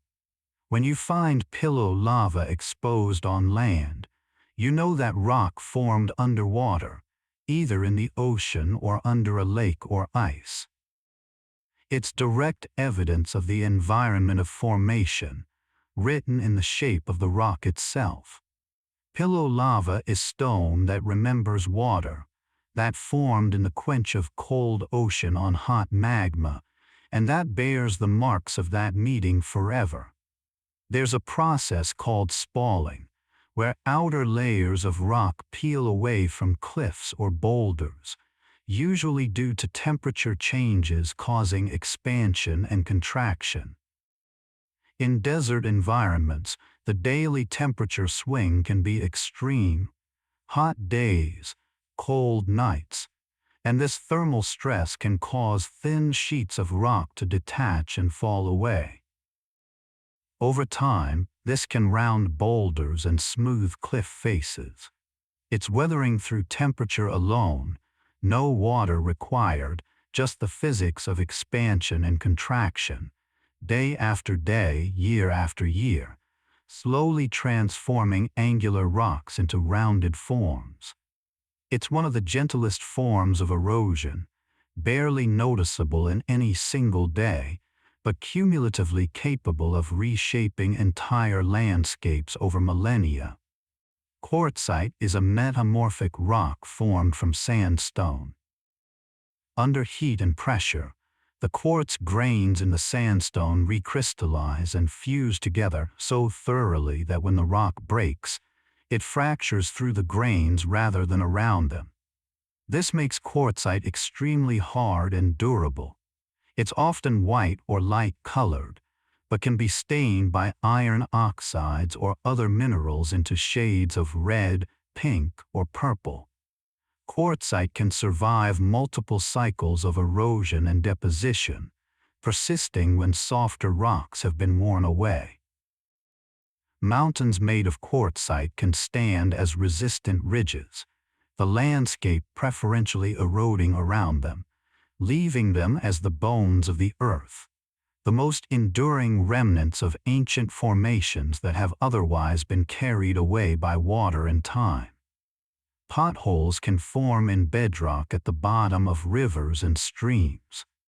They start as small depressions where swirling water and sediment act like a drill, gradually grinding deeper into the rock. Pebbles and cobbles caught in these eddies spin and abrade the rock, enlarging the hole. Over decades and centuries, potholes can become deep, smooth-walled cylinders, sometimes several meters deep. They're evidence of the erosive power of water not through sheer force but through persistent grinding, a combination of fluid dynamics and abrasion. Stone worn away not in a dramatic flood but through patient, circular motion, round and round, century after century, until solid bedrock is carved into graceful curves and deep wells. The Great Unconformity, visible in the Grand Canyon and other locations, is a geological contact representing a gap of hundreds of millions of years in the rock record. Below the unconformity are ancient basement rocks, often Precambrian in age. Above it are younger sedimentary layers, sometimes Cambrian. The gap represents time when either no deposition occurred or when rocks were deposited, and then eroded away before the next layer formed. Standing at an unconformity is standing at a place where time itself is missing from the record, where the story has a gap, a blank page, hundreds of millions of years unrecorded or lost. It's a humbling reminder that the geological record is incomplete, that much of Earth's history is missing, eroded away or never preserved, leaving us to reconstruct the story from the chapters that remain. Barite is a mineral composed of barium sulfate, often forming in hydrothermal veins or as concretions in sedimentary rocks. It's unusually dense for a non-metallic mineral, which gives it a distinctive heft when you pick it up. Barite is used in drilling mud for oil wells because its density helps control pressure. But naturally occurring barite formations can be quite beautiful, tabular crystals, sometimes tinted blue or golden, clustered in fractures in rock. These crystals formed as mineral-rich fluids moved through cracks, depositing barite where conditions were right. Each crystal is a record of fluid flow, of chemistry, of the pathways water once took through stone, now marked by crystalline deposits that remain long after the fluids have vanished. The Black Hills of South Dakota are an eroded dome, where ancient metamorphic and igneous rocks in the core have been exposed by the removal of overlying sedimentary layers. The structure formed when the region was uplifted, and erosion then carved away the softer outer layers, revealing the older, harder rocks beneath. What remains is a circular outcrop of ancient stone surrounded by younger sedimentary rocks, like peeling an onion to reveal what's inside. The Black Hills rise above the surrounding plains not because they were pushed up more, but because they resisted erosion better, their hard rocks remaining while softer rocks around them were carried away. Their mountains defined more by what's been removed than by what remains. Fulgurites formed when lightning strikes sand are sometimes called petrified lightning. Though they're not petrified in the usual sense, they're melted, not replaced. The interior of a fulgurite tube can be glassy and smooth, while the exterior is often coated with sand grains fused to the surface. Finding a fulgurite is finding a moment of intense energy frozen in time. A lightning bolt's path through sand, preserved as fragile glass. They're incredibly delicate, often breaking apart when excavated. But when intact, they're beautiful and strange, a natural glass sculpture created in a fraction of a second, a reminder that not all geology is slow, that the Earth also has moments of sudden, violent transformation. Clastic sedimentary rocks are those made from fragments of other rocks, sandstone, shale, conglomerate. The term clastic comes from the Greek word for broken. These rocks tell stories of erosion and transport. A sandstone's grain size tells you about the energy of the water that deposited it. The roundness of grains tells you how far they traveled. The composition tells you what rocks were being eroded. Reading clastic sedimentary rocks is like reading a story written in pieces, each grain a word, each layer a sentence, building up into narratives of ancient rivers, beaches, deltas, and dunes. The rocks are made from the ruins of older rocks, recycled and reassembled into new formations, the Earth constantly reusing its own materials in an endless process of breakdown and rebuilding. When groundwater flows through limestone, it can dissolve the rock along fractures, creating solution channels. If these channels grow large enough, they can carry significant volumes of water, entire rivers flowing underground. Cave systems with underground rivers are relatively common in karst terrain.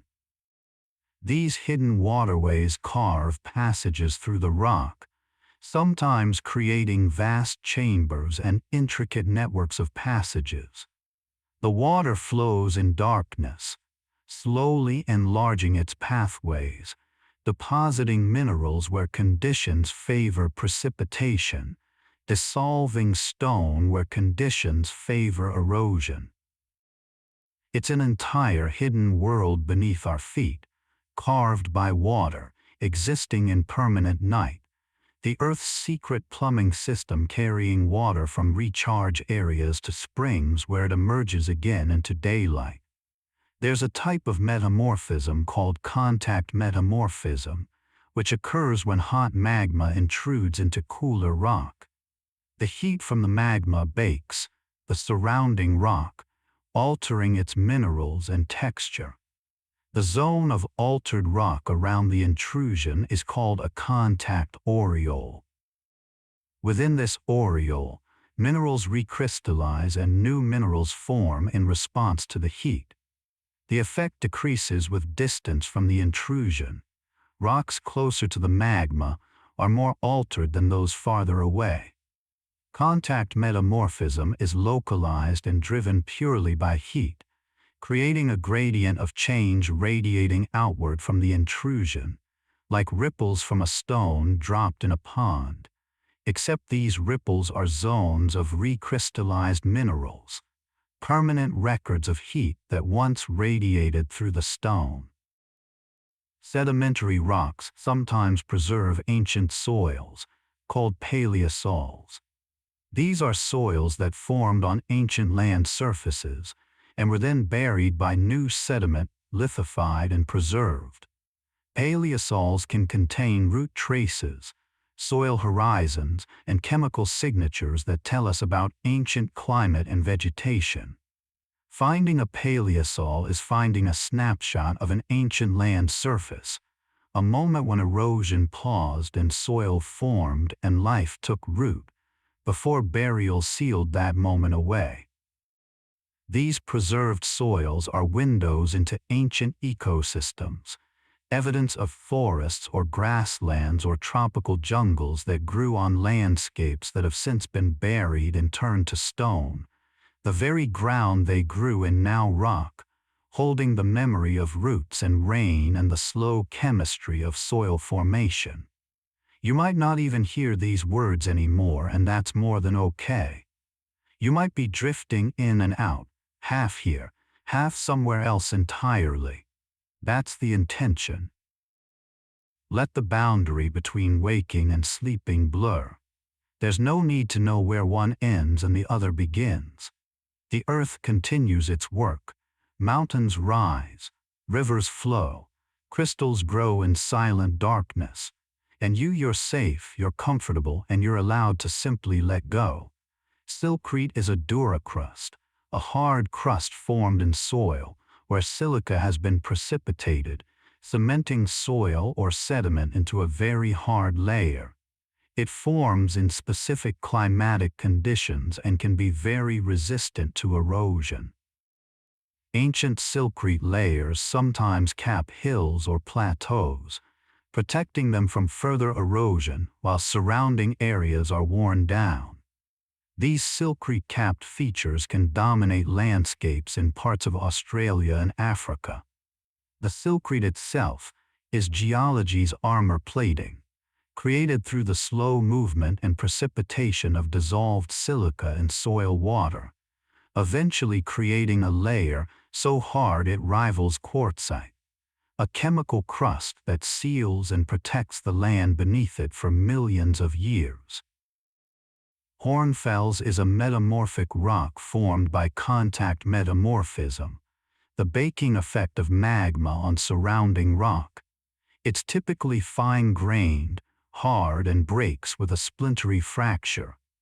Hornfels can form from a variety of parent rocks, shale, basalt, even limestone, and its appearance varies accordingly. What they all share is the hard, dense texture created by recrystallization under the intense but localized heat of an intrusion. Hornfels doesn't display foliation like schist or gneiss because it forms from heat alone without directed pressure.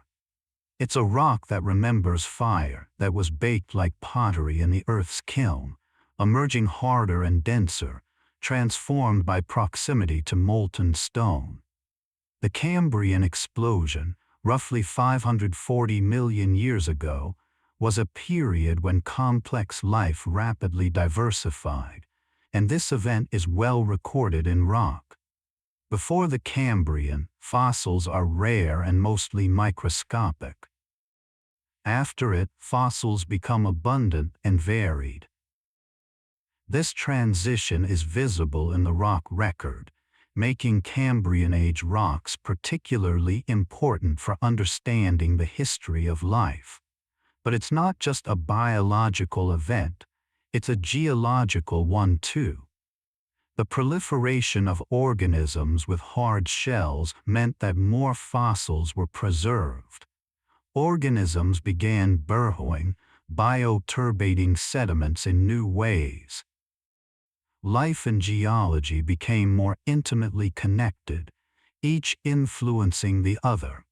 the evolution of complexity leaving its mark in the very fabric of the sedimentary rocks being formed. Breccia is a coarse-grained rock made of angular fragments cemented together. Unlike conglomerate, where the fragments are rounded, breccia fragments are sharp-edged, indicating they haven't traveled far from their source. Breccia can form in many ways, from landslides, fault zones, volcanic eruptions, even meteorite impacts. Each type tells a different story of violence or disruption, rocks broken and reassembled, held together by mineral cement or volcanic glass. Some breccias are quite beautiful, with contrasting colors of fragments creating natural mosaics. They're evidence of moments of fracture, of energy sufficient to break rock, followed by the slower processes that cement those broken pieces into a new whole. The mineral fluorite often forms beautiful cubic or octahedral crystals, sometimes colorless, sometimes deep purple, green, or blue. Fluorite is used in optics and metallurgy, but it's also simply prized by collectors for its beauty. Some fluorite fluoresces under ultraviolet light, glowing in colors different from its daylight appearance, a property that gave fluorescence its name. Fluorite typically forms in hydrothermal veins, where hot, mineral-laden fluids circulate through fractures in rock. As these fluids cool or their chemistry changes, fluorite precipitates out, growing crystals in the open spaces. These crystals are gifts from the Earth's circulation system, minerals carried in solution and deposited where conditions allow them to crystallize, creating small windows of color and geometric perfection in otherwise ordinary rock. Weathering is the breakdown of rock at or near Earth's surface. Physical weathering breaks rock into smaller pieces without changing its composition. Frost wedging, thermal expansion, salt crystal growth. Chemical weathering alters the minerals themselves, dissolution, oxidation, hydrolysis. Together, these processes dismantle even the hardest rocks given enough time. A granite cliff will eventually become sand and clay. The process is relentless and patient. Rain, oxygen, temperature changes, plant roots, all contribute. Weathering is geology's slow-motion demolition, but it's also preparation, breaking rock down into the materials that form soil, releasing minerals that nourish life, creating the sediment that will eventually become new sedimentary rock. It's destruction that enables creation, an ending that makes new beginnings possible. Tidal rhythmites are sedimentary layers that record daily tidal cycles. In environments where tides deposit sediment regularly, estuaries, tidal flats, the layers can preserve daily, monthly, and even annual patterns. The thickness of each layer varies with the strength of the tide, which varies with the lunar cycle and the seasons. By analyzing these patterns in ancient rhythmites, geologists can determine not only the length of days and months in the past, but also the distance to the moon, which has been slowly drifting away from Earth throughout its history. These rocks are calendars and astronomical instruments, preserving the rhythm of ancient seas and the celestial mechanics that govern them. Written in layers of mud so thin you can barely distinguish them, yet so regular they encode the very motion of the moon. Labradorite is a type of feldspar that displays a stunning play of color called labradorescence, flashes of blue, green, gold, and sometimes orange or red. This effect is caused by light interfering with thin layers within the crystal structure. Labradorite is used in jewelry and decorative stone, but geologically it's a common mineral in certain igneous rocks, particularly those from the Earth's mantle. The beauty is accidental, a byproduct of how the crystal formed and cooled, creating internal structures at just the right scale to diffract light. It's geology as prism, stone as rainbow, a reminder that beauty often emerges not from intent, but from the natural workings of physics and chemistry playing out in crystallizing minerals. Sedimentary structures called soul marks form on the underside of sandstone beds. When sediment-laden currents flow over soft mud, they can scour or deposit material in patterns, flute casts, groove casts, tool marks. When sand settles on top of this mud and everything lithifies, the structures are preserved as casts on the bottom of the sandstone layer. To see them, the beds must be overturned or the top layer must somehow be removed.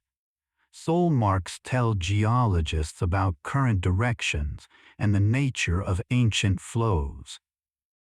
They're records written on the bottom of rocks, negative reliefs, molds and casts of erosion and deposition, requiring a bit of detective work to find and interpret, but rewarding that work with specific, detailed information about ancient environments.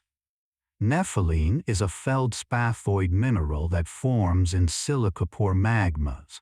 It's relatively rare, found in specific types of igneous rocks. Nepheline-rich rocks called nepheline cyanites can be beautiful, often light-colored, coarse-grained, sometimes used as decorative stone.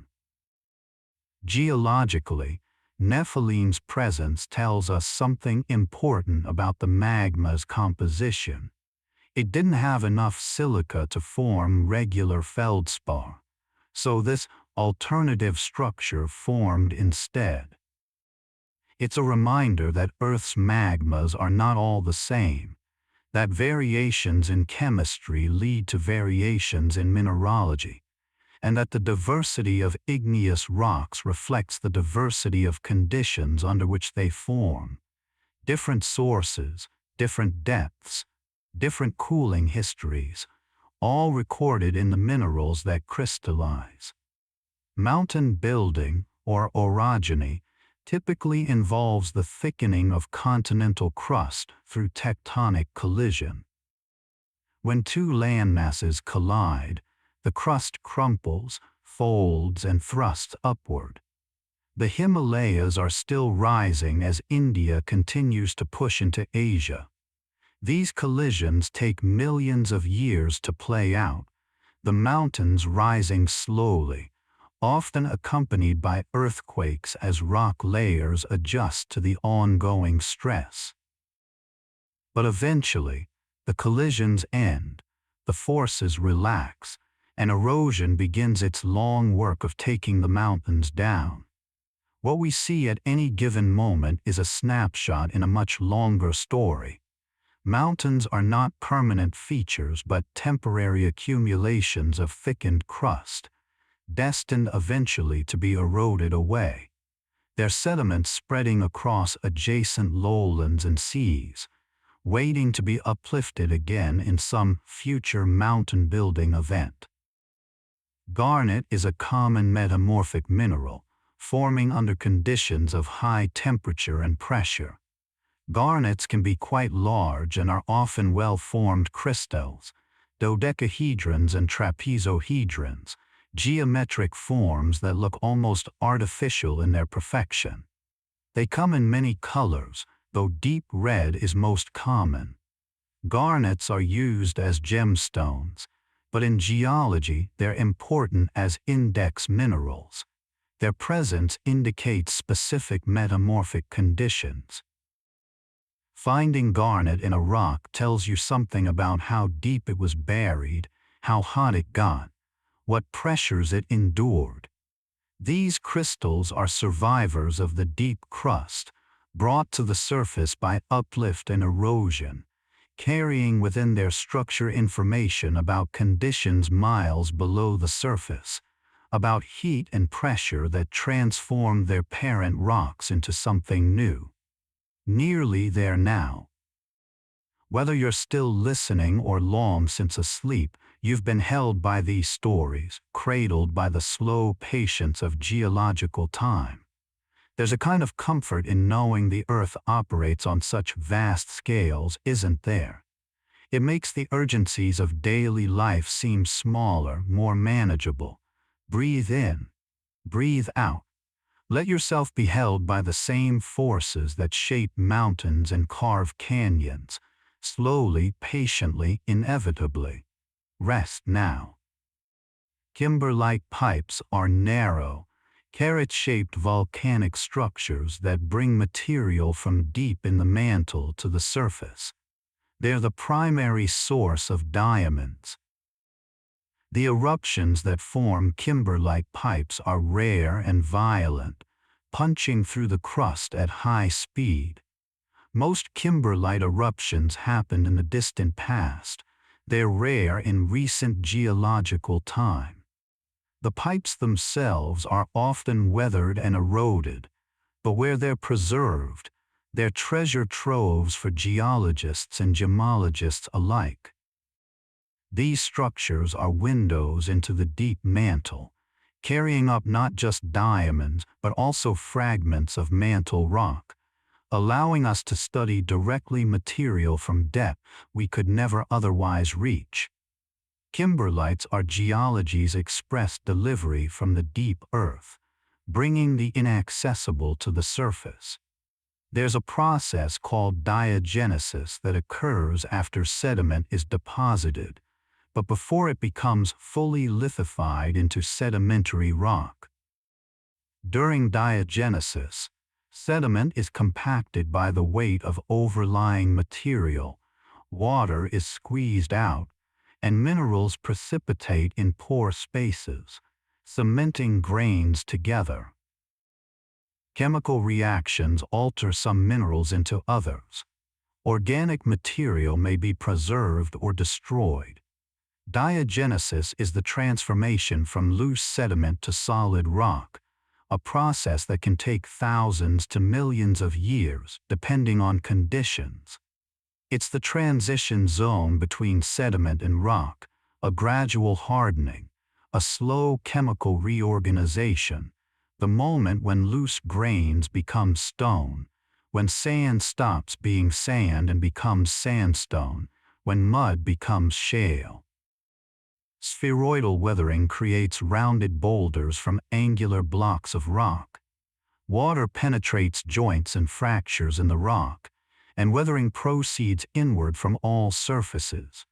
Corners weather faster than faces because they're attacked from multiple sides, so the rock gradually becomes rounded. Over time, weathered rinds may spall off, leaving smooth, rounded cores. The result is landscapes dotted with dome-shaped boulders that look almost sculpted. This process is common in granitic rocks and can create formations of surprising beauty, fields of rounded stones, each one a monument to the patient work of water and chemical reaction, each one proof that even the most angular rock can be softened by time. Red beds are sedimentary rock formations that are rust-colored due to iron oxide hematite coating the grains. They form in oxidizing conditions, often in terrestrial environments where sediment is exposed to air. Extensive red bed formations exist in many parts of the world, some deposited in ancient deserts, others in river floodplains. The red color tells us about the environment of deposition, specifically, that oxygen was available, which often indicates deposition on land rather than underwater.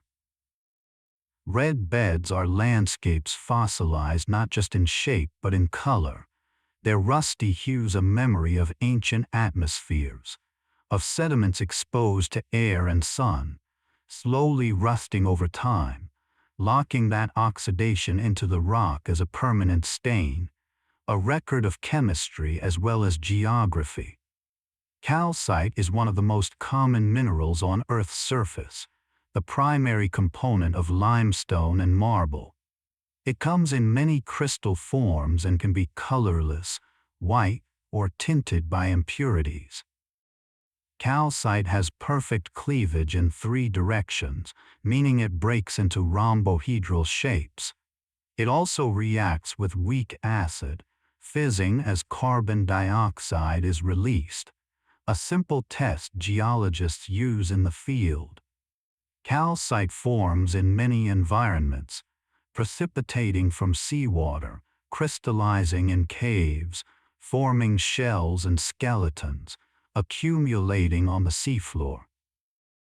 It's a mineral intimately connected to life and to the carbon cycle, storing carbon in solid form, linking the atmosphere, oceans, and rock in a grand cycle that operates over geological time scales, moving carbon from air to water to stone and back again. Unconsolidated sediment, sand, gravel, silt, can be transformed into solid rock through lithification. This requires burial, compaction, and cementation. Groundwater flowing through the sediment deposits minerals in the pore spaces, gluing the grains together.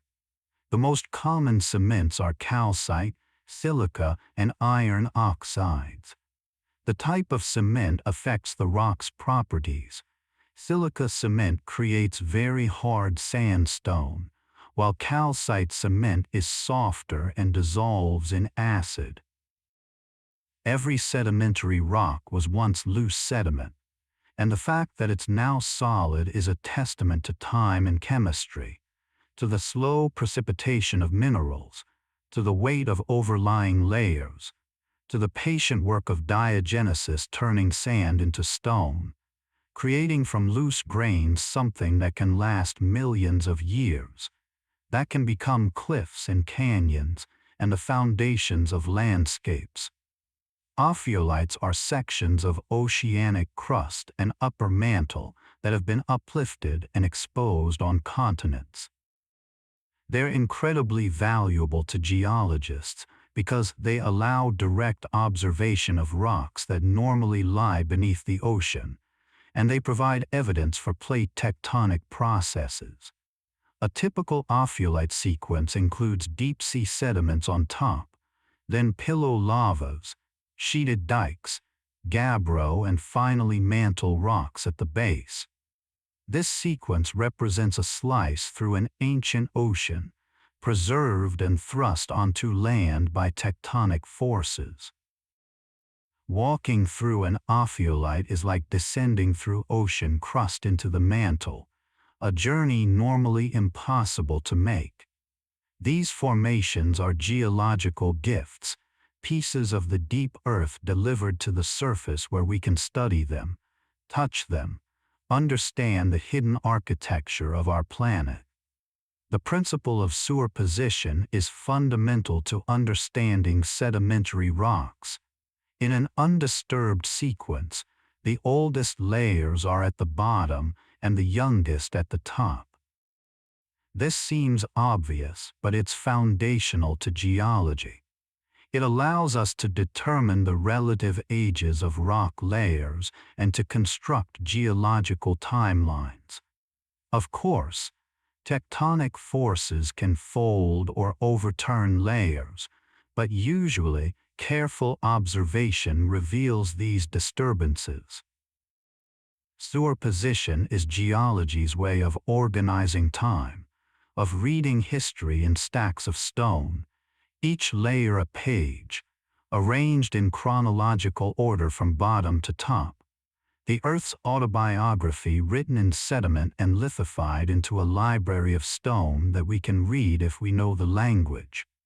Amethyst is purple quartz, colored by iron impurities and natural irradiation. It often forms in geodes and cavities in volcanic rocks, where silica-rich fluids deposit quartz crystals. The purple color has made amethyst a prized gemstone throughout history. Large geodes lined with amethyst crystals can be stunning. Hollow cavities in otherwise ordinary rock, filled with purple points of crystal. These geodes formed over thousands or millions of years, layer by layer, as fluids seeped through and conditions allowed quartz to crystallize. The result is hidden beauty, stone that's plain on the outside but spectacular within, a reminder that the earth creates treasure in secret places, investing enormous time and perfect conditions into forming something rare and beautiful.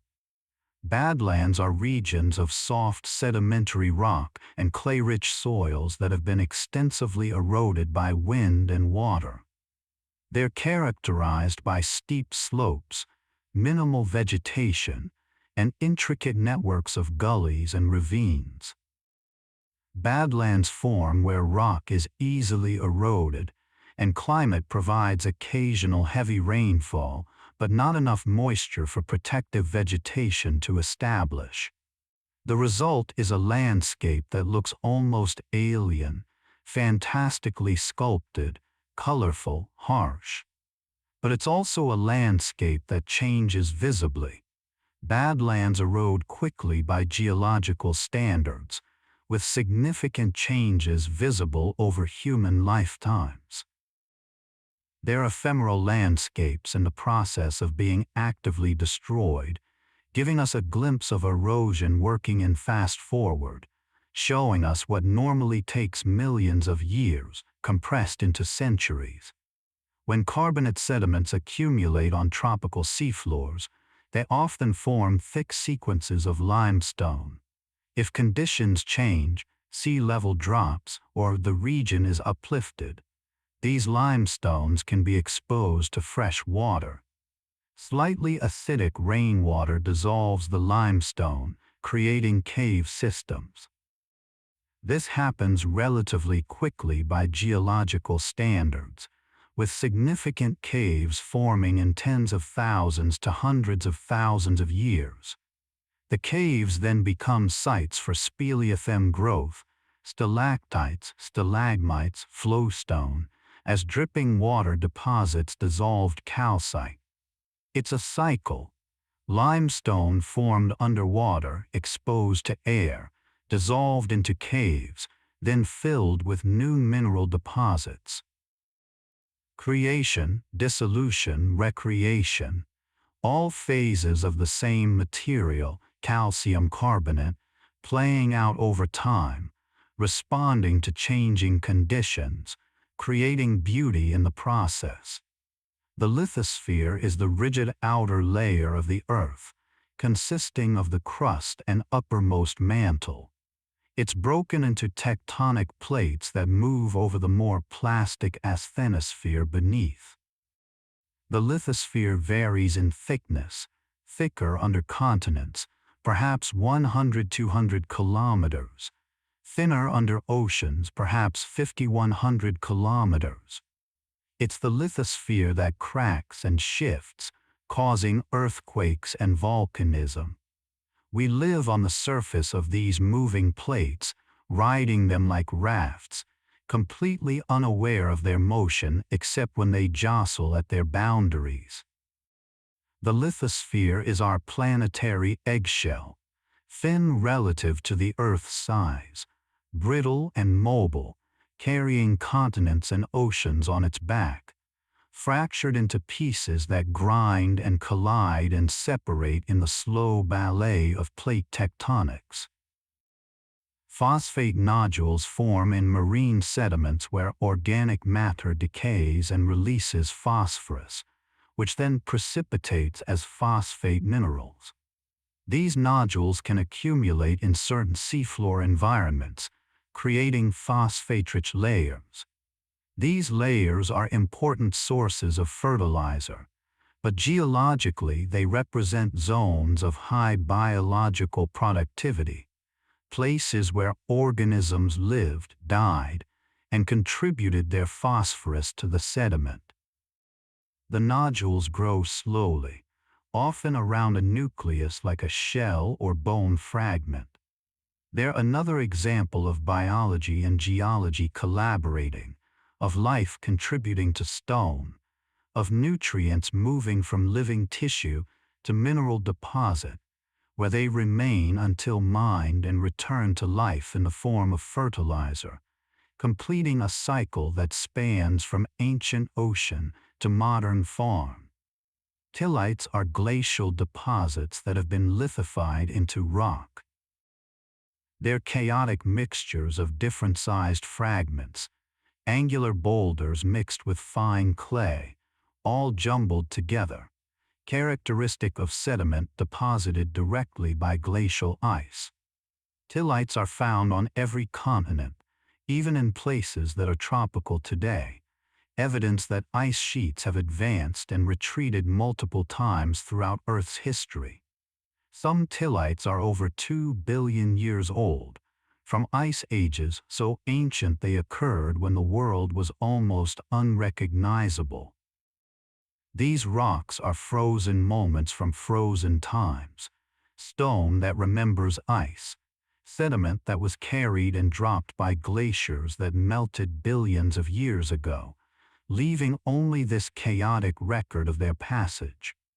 Liesegang rings are colored bands that can form in sedimentary rocks through chemical precipitation.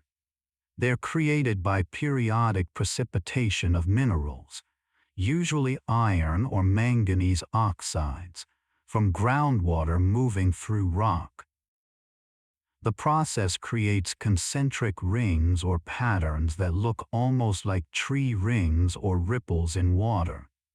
The exact mechanism is still debated, but the result is striking. Rocks with beautiful internal patterns, bands of color that have nothing to do with depositional layers, but rather with post-depositional chemistry. They're accidental art, created by diffusion and precipitation, by the slow movement of dissolved minerals through stone, crystallizing in rhythmic patterns that make the rock look designed, patterned, intentional. Mica is a group of sheet silicate minerals that split easily into thin, flexible sheets. Muscovite, light-colored, and biotite, dark, are common in many igneous and metamorphic rocks. Large sheets of mica were once used as window glass, isinglass, and in lamp chimneys because they're transparent and heat-resistant. The perfect cleavage of mica is due to its crystal structure, sheets of strongly bonded atoms separated by planes of weak bonds. You can peel mica into sheets so thin they're translucent, and because the cleavage is so perfect, those sheets are smooth and flat.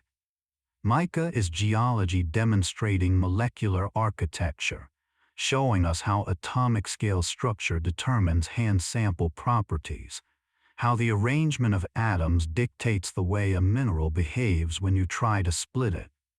There's a metamorphic rock called eclogite, formed under very high pressure, usually deep in subduction zones.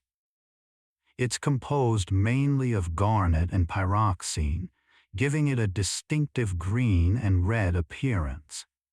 Eclogite is denser than most crustal rocks, which is significant. When oceanic crust is subducted and metamorphosed into eclogite, it becomes dense enough to sink into the mantle, helping to pull the rest of the plate down. Eclogite is rare at the surface because it forms so deep, but when found, it's telling us about extreme conditions, the kind of pressure that exists only in subduction zones, 30 or more kilometers down. It's stone from the deep frontier, brought up by tectonic forces, a sample of the intense environment where one plate dives beneath another.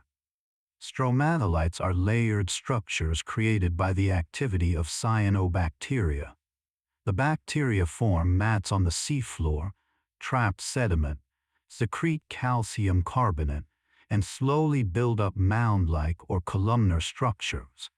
Stromatolites are among the oldest evidence of life on Earth, with fossilized examples dating back over 3 billion years. In a few places, living stromatolites still form today, in environments too harsh for animals that would otherwise graze on the bacterial mats. These structures are living rocks, or perhaps rocky life. Biology and geology so intertwined it's hard to say where one ends and the other begins. They're monuments to microbial life, evidence that for most of Earth's history, the dominant visible life forms were bacterial colonies building stone structures in shallow seas, shaping the planet one microscopic layer at a time. Your body is so heavy now, sinking into warmth and softness. Your mind is quiet, perhaps empty, perhaps filled with slow images of stone and crystal, mountain and sea. It doesn't matter. What matters is that you're at peace, that you're drifting, that these stories have carried you someplace safe and restful.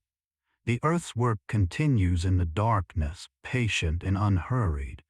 And so too can you rest, unhurried, patient with yourself, allowing sleep to come in its own time.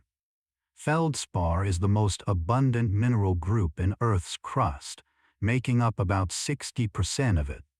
Feldspars are found in igneous, metamorphic, and sedimentary rocks. They come in two main types, potassium feldspar and plagioclase. Feldspars weather relatively easily compared to quartz, breaking down into clay minerals. This weathering is crucial for soil formation. Most clay in soils comes from weathered feldspar. So the very substance that allows plants to grow, that anchors roots and holds moisture, comes largely from the breakdown of this common mineral. Feldspar is foundation becoming soil, stone becoming sustenance, geology providing the medium for life through its own slow dissolution. Hydrothermal vents on the ocean floor release hot, mineral-rich water into the cold deep sea. Where this water meets seawater, dissolved minerals precipitate, building chimneys and mounds around the vents. These structures can grow surprisingly quickly, meters per year, making them some of the fastest-growing geological formations. The vents support unique ecosystems based on chemosynthesis rather than photosynthesis. But geologically, they're places where minerals are being deposited directly from solution, creating metal-rich deposits. Some ancient hydrothermal vent deposits now on land are important ore bodies. It's geology in action, visible on human time scales, the earth breathing out mineral-laden water, building stone as it exhales, creating habitat and resource simultaneously. Jointing is the term for fractures in rock where there's been no significant movement of the rock on either side of the fracture. Joints form from stress, thermal expansion and contraction, tectonic forces, unloading as overlying rock erodes away. Most rock outcrops are cut by joints, and these fractures strongly influence how rock weathers and erodes. Water penetrates joints, frost wedging acts in them, plant roots exploit them. Jointing is rock remembering stress, recording forces in patterns of fracture, creating weaknesses that erosion will eventually exploit, preparing stone for its eventual breakdown. Without joints, massive rock formations would be nearly immune to weathering. Joints are geology's vulnerabilities, necessary weaknesses that allow the cycle of erosion and sedimentation to continue. There are minerals called zeolites that form in vesicles and fractures in volcanic rocks, typically where volcanic material has been altered by groundwater. Zeolites have open framework crystal structures filled with loosely bonded water molecules. This gives them interesting properties.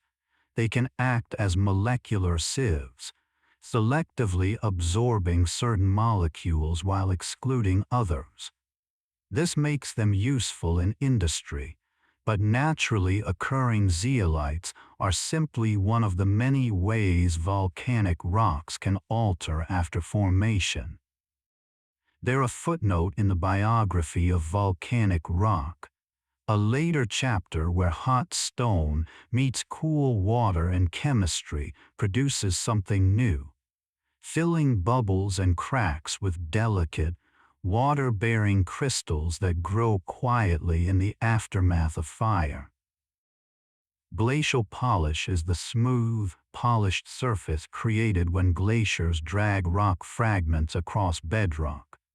The result is a surface so smooth it can almost look artificial, sometimes with parallel scratches called glacial striations that indicate the direction of ice flow.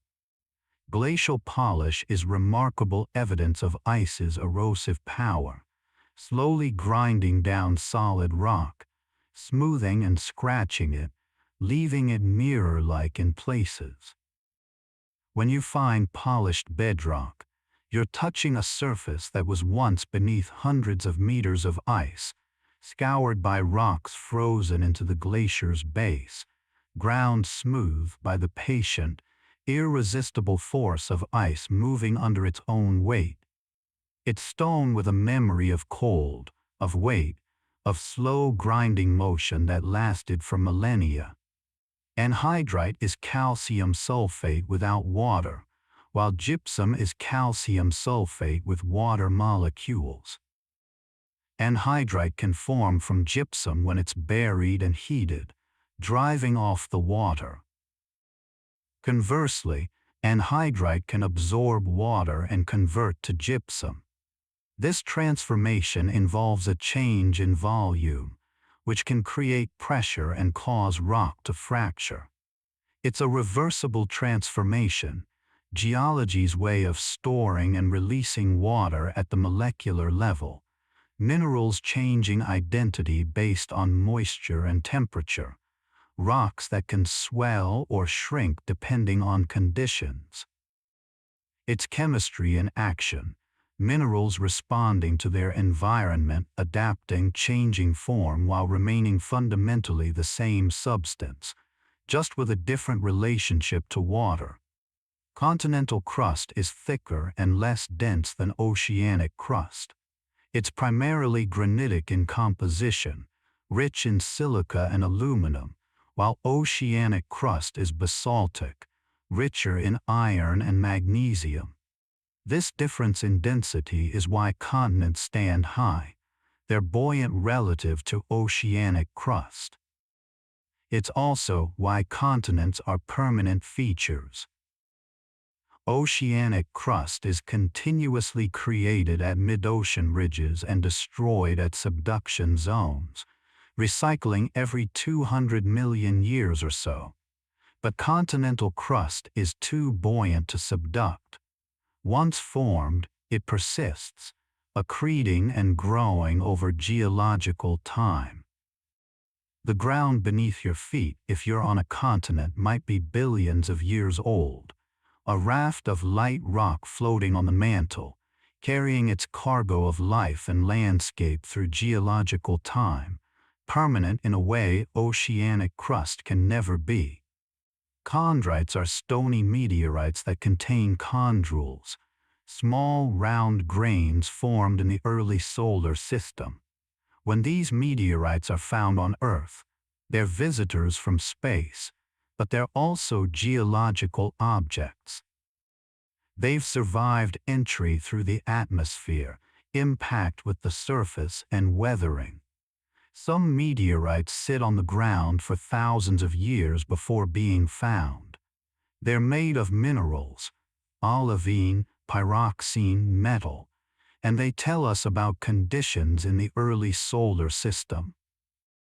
But they also become part of Earth's rock cycle, eventually weathering and contributing their material to terrestrial sediments. They're immigrants from space, slowly being assimilated into Earth's geology, their extraterrestrial origin eventually erased by weathering, their atoms joining the endless cycle of Earth's own materials. Cleavage in minerals refers to the tendency to break along smooth, flat planes related to the crystal structure. Different minerals have different cleavage patterns. Mica has one perfect cleavage, feldspar has two, calcite has three. Cleavage is a window into atomic structure, the macroscopic consequence of microscopic bonding patterns. When you split a mineral along cleavage and it reveals a smooth, flat surface, you're seeing the alignment of atoms, the architecture of the crystal revealed in the way it breaks. It's geology at the intersection of the very small and the hand-sized, atomic order manifesting as predictable fracture, proof that the regularities of the microscopic world scale up to properties we can see and feel. Shield volcanoes are broad, gently sloping volcanoes built from fluid basaltic lava. Mauna Loa in Hawaii is the classic example, massive in volume but with gentle slopes, built from thousands of individual lava flows over hundreds of thousands of years. Shield volcanoes don't typically have violent eruptions. Instead, they ooze lava in relatively calm flows that spread widely before cooling. They're mountains built by patience, by flow after flow, each adding a thin layer, gradually building up an enormous structure. Mauna Loa rises over 9,000 meters from seafloor to summit, making it one of the largest mountains on Earth, yet its slopes are gentle enough to walk. It's a mountain that doesn't thrust dramatically skyward but spreads and accumulates, volcano as persistence rather than violence. Desert roses are clusters of crystals, usually gypsum or barite, that form in arid environments. They grow in sand, incorporating sand grains as they crystallize, creating flower-like clusters of flat, blade-shaped crystals. The result looks remarkably like a rose, hence the name. They form when groundwater-carrying dissolved minerals evaporates, leaving the minerals to crystallize within sandy sediment. Desert roses are geology's accidental sculptures, minerals arranged in patterns that mimic organic forms, stone flowers growing in sand, shaped by chemistry and crystal structure into forms that human eyes instinctively find beautiful, even though they're purely inorganic, purely the result of molecular forces playing out in arid soil. There's a concept in geology called uniformitarianism, which assumes that the processes operating today operated similarly in the past. But there's also a recognition that Earth has changed. The atmosphere was once oxygen-free. The continents were once configured differently. Life has evolved. So while the laws of physics and chemistry have remained constant, the outcomes have varied. This balance between uniformity and change is key to understanding Earth's history. We can use present-day processes as a guide, but we must also recognize that Earth's own state has evolved. It's a dynamic uniformity, processes constant but conditions changing. the Earth playing out the same physical laws in ever-evolving contexts, creating a history that's both consistent and constantly new. Permafrost is ground that remains frozen year-round, common in polar regions and high altitudes. It can be hundreds of meters thick and thousands of years old. Permafrost preserves organic material remarkably well. Mammoths, ancient plants, even bacteria have been found frozen in it. But as a geological phenomenon, permafrost affects landscape processes. Frozen ground behaves differently than unfrozen. It's impermeable, causing water to pool on the surface. When permafrost thaws, the ground can subside, creating thermokarst topography. Permafrost is geology in cold storage, ground locked in time, holding not just ice but also history, organic material, ancient air bubbles, all preserved by cold, waiting for thaw, waiting for release. A frozen archive that climate change is beginning to unlock. Aragonite is less stable than calcite over geological time, so it tends to convert to calcite as rocks age. This means that finding aragonite in fossils or ancient rocks is relatively unusual. It often indicates relatively young age or unusual preservation conditions.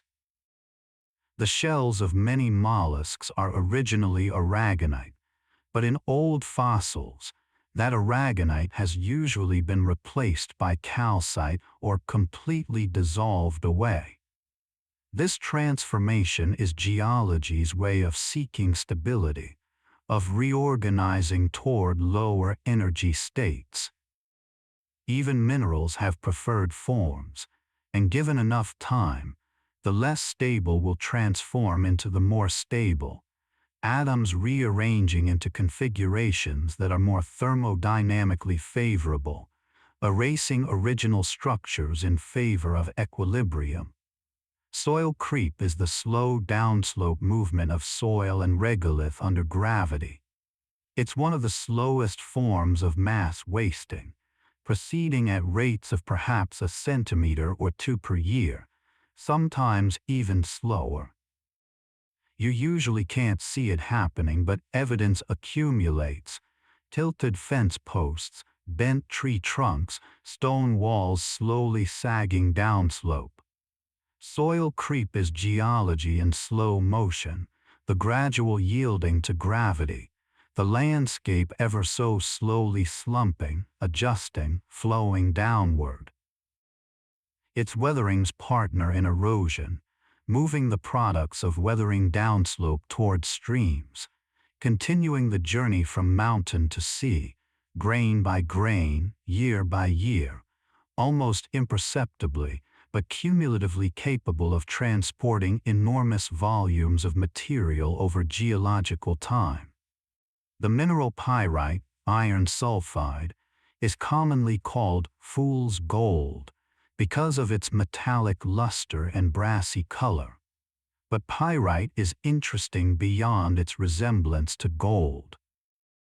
It often forms beautiful crystals, cubes, pyridohedrons, octahedrons. It's common in many geological settings, from sedimentary rocks to hydrothermal veins. When pyrite weathers, it produces sulfuric acid and iron oxide, which is why areas with abundant pyrite can have acidic streams and rust-stained rocks. Pyrite is mineral as chemistry set, reacting with air and water, transforming, contributing to weathering of surrounding rocks, a catalyst for change. It's beautiful but reactive, stable underground but unstable at the surface. A mineral that lives two lives depending on whether it's buried or exposed. Orogeny is the process of mountain building, usually associated with convergent plate boundaries, where crust is thickened by collision or subduction. Orogenies are named. the Alpine orogeny, the Alleghanian orogeny, marking major mountain-building events in Earth's history. Each orogeny is a chapter in tectonic history, a time when forces built mountains, deformed rocks, created metamorphic belts and igneous intrusions. The mountains themselves may eventually erode away, but the deformed rocks remain, recording the event long after the topography has been worn down. Orogenies are the Earth's way of thickening crust, of building land, of pushing rock skyward, and each one leaves a signature that geologists can read millions or even billions of years later. Septarian nodules are concretions that have internal cracks filled with minerals, usually calcite or aragonite. These cracks form during the nodule's diagenesis, perhaps from dehydration or decomposition of organic matter inside. The result is a nodule that, when cut and polished, reveals a beautiful pattern of angular cracks filled with crystalline material, often contrasting colors. They're sometimes called dragon stones because the patterns resemble reptile skin. Septarian nodules are accidents of diagenesis, chemistry and shrinkage creating internal structure, then more chemistry filling those cracks with crystals.